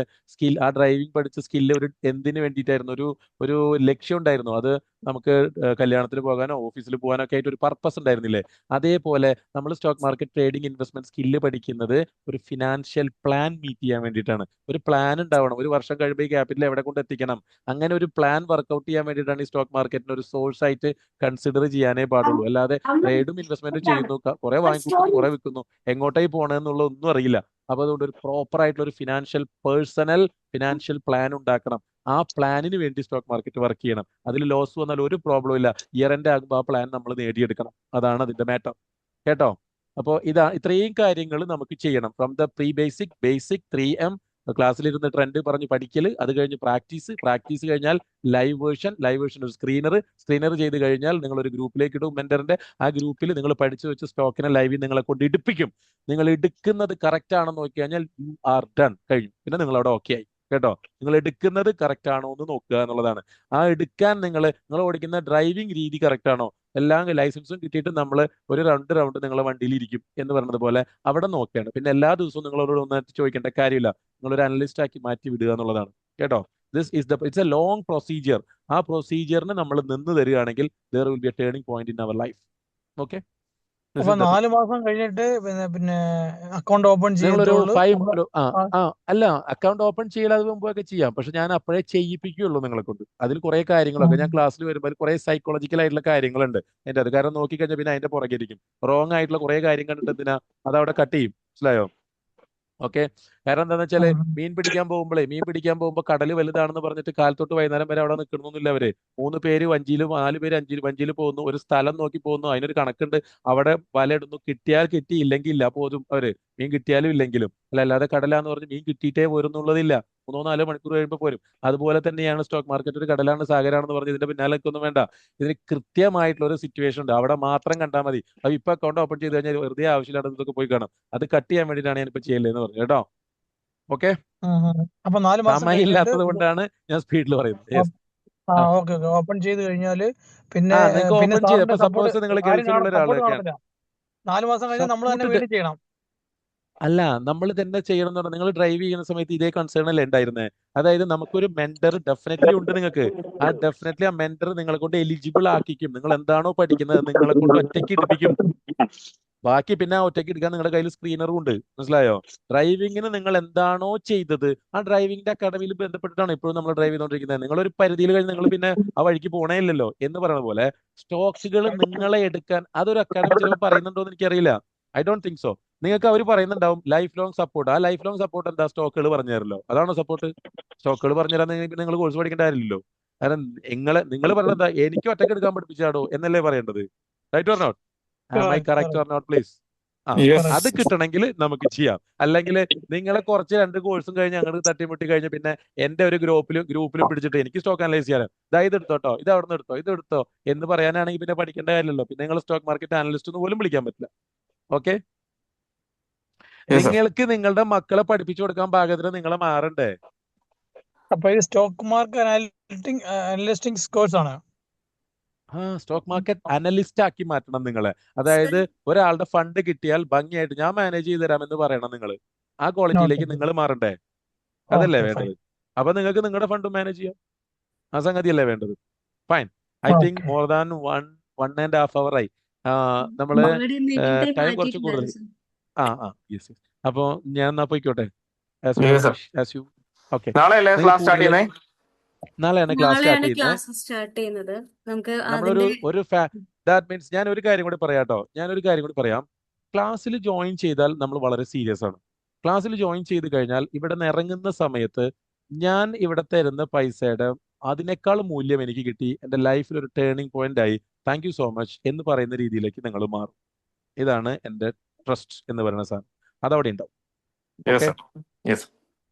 അതാണ് നമുക്ക് വേണ്ടത് അല്ലെ? ആ സാധനം അവിടെ ഉണ്ടാവും കേട്ടോ. It will be A turning point in your life. Okay? Hello sir, ചോദിച്ചു. സോറി. ഞാനിപ്പോ ഒമാനിലാണ് വർക്ക് ചെയ്യുന്നത്. എന്റെ പേര് വിനീഷ് എന്നാണ്. അപ്പം ഇൻ കേസ് സാറിന്റെ ലൈവ് ക്ലാസ്സസ് ഞാൻ ജോയിൻ ചെയ്തിട്ട് എനിക്ക് അറ്റൻഡ് ചെയ്യാൻ ആ പറ്റുന്നില്ല എന്നുണ്ടെങ്കിൽ ആ എനിക്ക് റെക്കോർഡഡ് ആ ക്ലാസ്സസ് അവൈലബിൾ ആയിരിക്കും. തീർച്ചയായിട്ടും. അതായത് നമ്മൾ ഈ നടക്കുന്ന ക്ലാസ് ഇപ്പൊ റെക്കോർഡ് ചെയ്യുന്നുണ്ടോ? നമ്മൾ നാളത്തെ ക്ലാസ് മുതൽ എങ്ങനെയാന്ന് വെച്ചാൽ ഈ റെക്കോർഡ് ചെയ്ത ക്ലാസ് 1 അവർ കഴിഞ്ഞാൽ ഒരു ഫോൾഡറിലേക്ക് കയറും, ഡ്രൈവിലേക്ക് കയറും. ക്ലാസ് കഴിയുന്നത് വരെ എല്ലാ ക്ലാസ്സുകളും നിങ്ങൾക്ക് എപ്പോ വേണമെങ്കിലും എടുത്ത് വാച്ച് ചെയ്യാം. ഓക്കെ, കഴിഞ്ഞ സോ അത് 2 ഞങ്ങൾ ആഴ്ച വരെയും അവിടെ ആ ഉണ്ടാവും. ജോയിൻ ചെയ്യുന്ന എല്ലാവരും 10 മണി വരെ ഒരു ഉണ്ടായിരിക്കും. ഗ്രൂപ്പിൽ ഉണ്ടായിരിക്കും, അതിൽ അവൈലബിൾ ആ ആയിരിക്കും എന്നല്ലേ ഇത്? നിങ്ങൾക്ക് ഇൻഡിവിജ്വൽ ആക്സസ് ഉണ്ടാവും ആ ഫോൾഡറിലോട്ട് കേട്ടോ. ഇപ്പൊ നിങ്ങൾക്ക് ഇപ്പോ ഇപ്പൊ ലൈവായിട്ട് ജോയിൻ ചെയ്യാവുന്ന ഒരാൾ വിചാരിക്കും, പക്ഷെ എല്ലാ ദിവസവും ലൈവായിട്ട് ജോയിൻ ചെയ്യാൻ പറ്റിക്കൊള്ളണമെന്നൊന്നുമില്ലല്ലോ. അപ്പൊ നിങ്ങൾക്ക് ആ ക്ലാസ് ഇല്ല. അവിടെ വരും, കുറച്ചു നേരം കഴിയും അവിടെ വരും. മാത്രമല്ല ചില ആൾക്കാർക്ക് ഒന്നും കൂടെ ക്ലാസ് കേട്ടതാണ് ഒന്നും കൂടെ കേൾക്കണം എന്നുണ്ടെങ്കിൽ അതും കാണാം, നോ പ്രോബ്ലം. അതൊക്കെ അവിടെ ഉണ്ടാവും കേട്ടോ. തീർച്ചയായും. Thank you. നാളെ ഇതേ സമയമാണോ? എന്നും ഇതേ സമയമാണോ? നാളെ നമ്മളുടെ ടൈം 10 ആണെന്നോ ഷക്കര? ഈ ടൈം തന്നെയാണ്, ഈ ടൈം തന്നെയാണ് കേട്ടോ ക്ലാസ്. നമുക്ക് ഓക്കെ, താങ്ക് യു എന്താന്ന് സാർ. വെച്ചാൽ അതെ സാർ, 10 മണി മുതൽ 11 മണി വരെയാണ് നെക്സ്റ്റ് നമ്മുടെ ഓക്കെ. ഞാനൊരു കാര്യം തുടങ്ങുന്ന പറയട്ടെ, ബാച്ചിന്റെ ഞാനൊരു സമയം. കാര്യം പറയാം. അറ്റ് പ്രസന്റ് നമ്മൾ 800 സ്റ്റുഡൻസ് ലൈവിൽ പൊക്കോണ്ടിരിക്കുന്നുണ്ട്, പഠിച്ചുകൊണ്ടിരിക്കുന്നുണ്ട്. അപ്പൊ 8 മണി മുതൽ നമ്മൾ ബാച്ചുകളുണ്ട്. അപ്പോൾ നമ്മുടെ ബാച്ച് നാളെ 10 മണിക്കായിരിക്കും തുടങ്ങുക. ഓൾട്ടർനേറ്റീവ് ആയിട്ടുള്ള ദിവസങ്ങളായിരിക്കും ഉണ്ടാവുക. ആഴ്ചയിൽ 3 ദിവസമായിട്ട് ഉണ്ടാവുക. ഓരോ വീക്കെൻഡിലും സൺഡേ നിങ്ങൾക്ക് അടുത്ത ആഴ്ചയിൽ ഏതൊക്കെയായിരിക്കും ദിവസം ക്ലാസ് എന്നുള്ളത് ഗ്രൂപ്പിൽ വരും. അപ്പൊ ഗ്രൂപ്പിലേക്കൊക്കെ നിങ്ങൾ ആഡ് ആവും കേട്ടോ. ഗ്രൂപ്പിലേക്ക് ആഡ് ആയിട്ട് അതിന്റെ രീതിയിൽ there is A well defined system, നല്ല പ്രോപ്പർ ആയിട്ടുള്ള ഒരു സിസ്റ്റം ഉണ്ട്. ആ സിസ്റ്റത്തിൽ കൂടെ നിങ്ങൾക്ക് പോകാം. ഓക്കെ, നിങ്ങൾക്ക് കോർഡിനേറ്റേഴ്സ് ഉണ്ടാകും, നിങ്ങൾക്ക് മെന്റർ ക്ലാസ് കഴിയുമ്പോൾ മെന്റർ വരും. ഓരോരുത്തർ വരേണ്ട സമയത്ത് ഇങ്ങനെ വരും കേട്ടോ. നിങ്ങൾ സക്സസ് ആകാൻ നിങ്ങൾ വിചാരിക്കുകയാണെങ്കിൽ അതിനുള്ള എല്ലാ സംഗതികളും ഇവിടെ ഉണ്ട്. ഓക്കെ, അതൊരു ബിസിനസ് ആക്കിയിട്ട് നാട്ടിൽ NRI കൊണ്ടുപോകുന്നതും അക്കൗണ്ട് അല്ല. അപ്പൊ വേണമെന്നുണ്ടോ? ബിസിനസ് വെറുതെ ആക്കി എടുക്കണം. കൊണ്ടുപോകുന്നതല്ല എന്നുള്ളത് നിങ്ങൾക്ക് വഴിയെ മനസ്സിലാവും. എന്താ ചോദിച്ചത് എന്ന് പറഞ്ഞേ? NRI അക്കൗണ്ട് എനിക്കില്ല. സാധാരണ ഉള്ള അക്കൗണ്ടിലെ പൈസ നാട്ടിലയക്കാം. അന്നേരം ആ NRI അക്കൗണ്ട് എടുക്കണമെന്നുണ്ടോ? അല്ല, അതിപ്പോ നമ്മള് നാട്ടിൽ വൈഫ് ഉണ്ടെന്നുണ്ടെങ്കിൽ വൈഫിന്റെ പേരിൽ ഒരു അക്കൗണ്ട് ഓപ്പൺ ചെയ്യുക, വൈഫിന്റെ യൂസർ ഐഡിയും പാസ്വേഡ് വെച്ച് നിങ്ങൾ ചെയ്താൽ മതി. That will be more good. Okay okay, okay അതായിരിക്കും ഓക്കെ കുറച്ചും കൂടെ ബെറ്റർ. ഓക്കെ ഓക്കെ കേട്ടോ, ഡൺ. അപ്പോ നല്ല ഭംഗിയായിട്ട് ഇരിക്കുക. നമുക്ക് ഇനി ജോയിൻ ചെയ്തില്ലെങ്കിൽ പോലും അക്കാഡമികൾ പറയുന്ന നോളേജ് എന്ന് പറയുന്ന ആ സാധനത്തിന്റെ ഉള്ളിൽ ഇരിക്കുക. കഷ്ടപ്പെട്ടു പോകുന്ന 1 രൂപ പോലും നിങ്ങൾ കളയണ്ട. നോളേജ് ആണ് അവർ പറയുന്നതെങ്കിൽ നിങ്ങൾ അറബികൾ പറയുന്നത് മാസലാമ ഗുഡ് ബൈ, നമുക്ക് ഞാനില്ല എന്ന് പറയണം. കാരണം അത് ഒരു ദിവസം അവസാനിക്കും. സ്റ്റോക്ക് മാർക്കറ്റിന്റെ കിങ് എന്ന് പറഞ്ഞ് ഇൻഫ്ലുവൻസേഴ്സ് ഉണ്ടെങ്കിലും അവരും ഇതാണ് പറഞ്ഞുകൊണ്ടിരിക്കുന്നത് കേട്ടോ. ഞാൻ വീണ്ടും പറയാം, ഫണ്ടമെന്റൽ അനാലിസിസ് ടെക്നിക്കൽ മാത്രം പറയുന്ന ആൾക്കാർ ഫെയിലിയറിലേ അവസാനിക്കുള്ളൂ. ദാറ്റ് മീൻസ് യൂട്യൂബ് ഒരു ഫെയിലിയർ ഏരിയ ആണ് സ്റ്റോക്ക് മാർക്കറ്റ്. ഓക്കെ, അതും മനസ്സിലാക്കുക. അവിടെ മണി മാനേജ്മെന്റും മൈൻഡും കൂടെ കയറിയാൽ മാത്രമേ പ്രൊഫഷണൽ സിസ്റ്റം ആവുള്ളൂ. അത് പഠിക്കണം എന്ന് ആഗ്രഹിക്കുന്നുണ്ടെങ്കിൽ നമുക്ക് നമ്മളുടെ ഒരു സിസ്റ്റം ഡെവലപ്പ് ചെയ്ത് ആരെയും ഡിപ്പെൻഡ് ചെയ്യാതെ നമുക്കൊരു വെൽത്ത് ക്രിയേറ്റ് ചെയ്യുന്ന സാധനം നമുക്ക് കിട്ടും. ഓക്കെ, സോ പാർട്ടിസിപ്പേറ്റ് ചെയ്യാൻ എന്തെങ്കിലും ഒരു അവസരം ഉണ്ടെങ്കിൽ നിങ്ങളുടെ ഒരു ബിഫോർ ജി സ്റ്റോക്ക് ലൈഫും ആഫ്റ്റർ ജി സ്റ്റോക്ക് ലൈഫും ആയിട്ടുള്ള ഒരു പോയിന്റ് ഡെഫിനറ്റ്ലി അവിടെ നമ്മൾ ക്രിയേറ്റ് ചെയ്യും എന്നത് എൻ്റെ ഒരു ട്രസ്റ്റും കമ്മിറ്റ്മെന്റും റെസ്പോൺസിബിലിറ്റിയും ആണ്. ഓക്കെ, ആ വേൾഡിൽ നിങ്ങൾക്ക് ഒരു കോൺഫിഡൻസും ഈ വേൾഡിൽ ഒരു ട്രസ്റ്റും ഫീൽ ചെയ്യണമെങ്കിൽ യു ക്യാൻ ജോയിൻ ദർ. അല്ലെങ്കിൽ ഞാൻ പറഞ്ഞ കൺസെപ്റ്റ് ഒക്കെ മനസ്സിലായെങ്കിൽ അതും ഒരു അസറ്റ് തന്നെ ആയിട്ട് ഇരിക്കട്ടെ. സോ ഒരു 1.5 അവർ നമുക്ക് ബിഫോർ 1.5 അവർ ആഫ്റ്റർ 1.5 അവർ ഒരു ചെറിയ ചേഞ്ചസ് തരാൻ പറ്റിയെന്ന് ഞാൻ വിചാരിക്കുന്നു കേട്ടോ. Okay sir, sorry, demat account എടുക്കാൻ സാർ നാട്ടിലെ ഏത് ബാങ്കാണ് NRI ആ അക്കൗണ്ട്? അതെല്ലാം നമ്മൾ കോഴ്സ് ജോയിൻ ചെയ്യുമ്പോൾ അതൊക്കെ ഒരു പാർട്ടായിട്ട് ഒരു സിസ്റ്റം ആയിട്ട് ഉണ്ട് കേട്ടോ. You don't worry about that. അതൊക്കെ ഒരു സിസ്റ്റത്തിൽ കൂടെ കടന്നു പോവുക, സപ്പോർട്ട് ഉണ്ടാവും അതിന്റെ കേട്ടോ. Okay, thank you. ശരി, ഞാൻ എന്നാല് വിത്ത് ഓൾ യുവർ പെർമിഷൻ ഞാൻ ലീവ് ചെയ്തോട്ടെ. ഓൾമോസ്റ്റ് ഒരു 10 മിനിറ്റ് അടുത്തൊരു മീറ്റിംഗിന് ഡിലേ ആയി. അപ്പോൾ പുതിയൊരു മീറ്റിംഗ് ആയതുകൊണ്ട് ഞാൻ കുറച്ച് സമയം സ്പെൻഡ് ചെയ്തതാണ്. ഇനി എന്തെങ്കിലും ഡൗട്ടുകളൊക്കെ ഉണ്ടെന്നുണ്ടെങ്കിൽ ഡൗട്ട്സ് കാര്യങ്ങൾ ഉണ്ടെങ്കിൽ ഓരോരുത്തർക്കും പല ഗ്രൂപ്പുകൾ ആയിരിക്കുമല്ലോ, ഗ്രൂപ്പിൽ ചോദിച്ചോളൂ കേട്ടോ. അതുപോലെ തന്നെ ഗ്രൂപ്പിന് നാളെ ഒരു admins കോഴ്സ് ഉണ്ട്. അതെ, അതായത് നിങ്ങൾക്ക് അവിടെ ഞാനൊരു കാര്യം പറയാം. ജോയിൻ ചെയ്യാൻ പകുതി ബലമായിട്ട് ആഗ്രഹിക്കുന്നുണ്ടെങ്കിൽ ധൈര്യമായിട്ട് ജോയിൻ ചെയ്തോ. നമുക്ക് ആ ബാക്കി പകുതി നിങ്ങൾക്ക് ഒരു വലിയൊരു പോയിന്റ് ആയിട്ട് at the end of the day നിങ്ങൾക്ക് മാറുന്ന രീതിയിൽ നിങ്ങൾക്ക് തന്നെ വീഡിയോ ഇട്ടിട്ട് ഞാൻ ജോയിൻ ചെയ്ത വെബിനാറിന്റെ എന്തുകൊണ്ട് വെബിനാർ ചെയ്ത് നോക്കിയതാണ്, ലാസ്റ്റ് ഡേ എവിടെ നിൽക്കുന്നു എന്നുള്ളത് വീഡിയോ ഇട്ടിട്ട് നിങ്ങൾക്ക് പറയാം. ഞാൻ ഒന്നും പറയില്ല, ഞാൻ അങ്ങനെ കേട്ടിരിക്കാം. നെഗറ്റീവ് ആണെങ്കിലും പോസിറ്റീവ് ആണെങ്കിലും നിങ്ങൾക്ക് അവിടെ കേൾക്കാം കേട്ടോ. കാരണം ഒരു മെന്ററിന് ലാസ്റ്റ് ആൻഡ് ഫൈനൽ വേർഡ് ഞാൻ പറയും, നമ്മളൊരു ഫീൽഡിൽ പഠിക്കാൻ ഇറങ്ങുന്നുണ്ടെങ്കിലും ആസ് എ സ്റ്റുഡന്റ് നോക്കിയിരുന്ന ഒരു കാര്യം എന്താണെന്ന് വെച്ചാൽ എൻ്റെ ഒരുപാട് ഒറ്റയ്ക്ക് വേണമെങ്കിൽ പഠിച്ച് ചിലപ്പോൾ ഇത് പോയാൽ എൻ്റെ ഒരുപാട് സമയം പോകും. ആ ഒരുപാട് സമയത്തിന് ലിവറേജ് ചെയ്ത് ചെറിയൊരു ടൈമിലേക്ക് കുറയ്ക്കാനായിട്ട് എനിക്കൊരു ഗുരു വേണം. ആ ഗുരു കിട്ടുന്നുണ്ടോ എന്ന് നോക്കുക. രണ്ടാമത് ഞാൻ കൊടുക്കുന്ന ഒരു ഫീസ്, അതെന്റെ കഷ്ടപ്പെട്ടിട്ടുള്ള ഒരു ഫീസാണ്, ഞാൻ അധ്വാനിച്ച ഒരു ഫീസാണ്, എൻ്റെ വേർപ്പാണ്. അതിന്റെ 10 മടങ്ങ് ബെനിഫിറ്റ് എനിക്ക് കിട്ടുന്നുണ്ടോ എന്നൊരു മൂല്യം അവിടെ ഉണ്ടോ എന്ന് നോക്കുക. ഈ രണ്ടും ഓക്കെ ആണെങ്കിൽ എവിടെയാണോ ഉള്ളത് അത് സെലക്ട് ചെയ്യുക. അതാണ് പേഴ്സണലി ഞാൻ ചെയ്തുകൊണ്ടിരുന്നത്. അത് നിങ്ങളും ചെയ്താൽ ബെറ്റർ ആയിരിക്കും എന്ന് എനിക്ക് തോന്നുന്നു കേട്ടോ.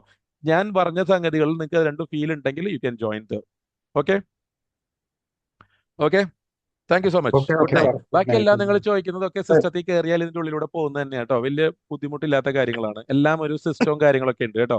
So thank you so much. Good night. ഞാനത് മൂവ് ചെയ്തോട്ടെ. Okay sir, good night. Okay sir, okay sir.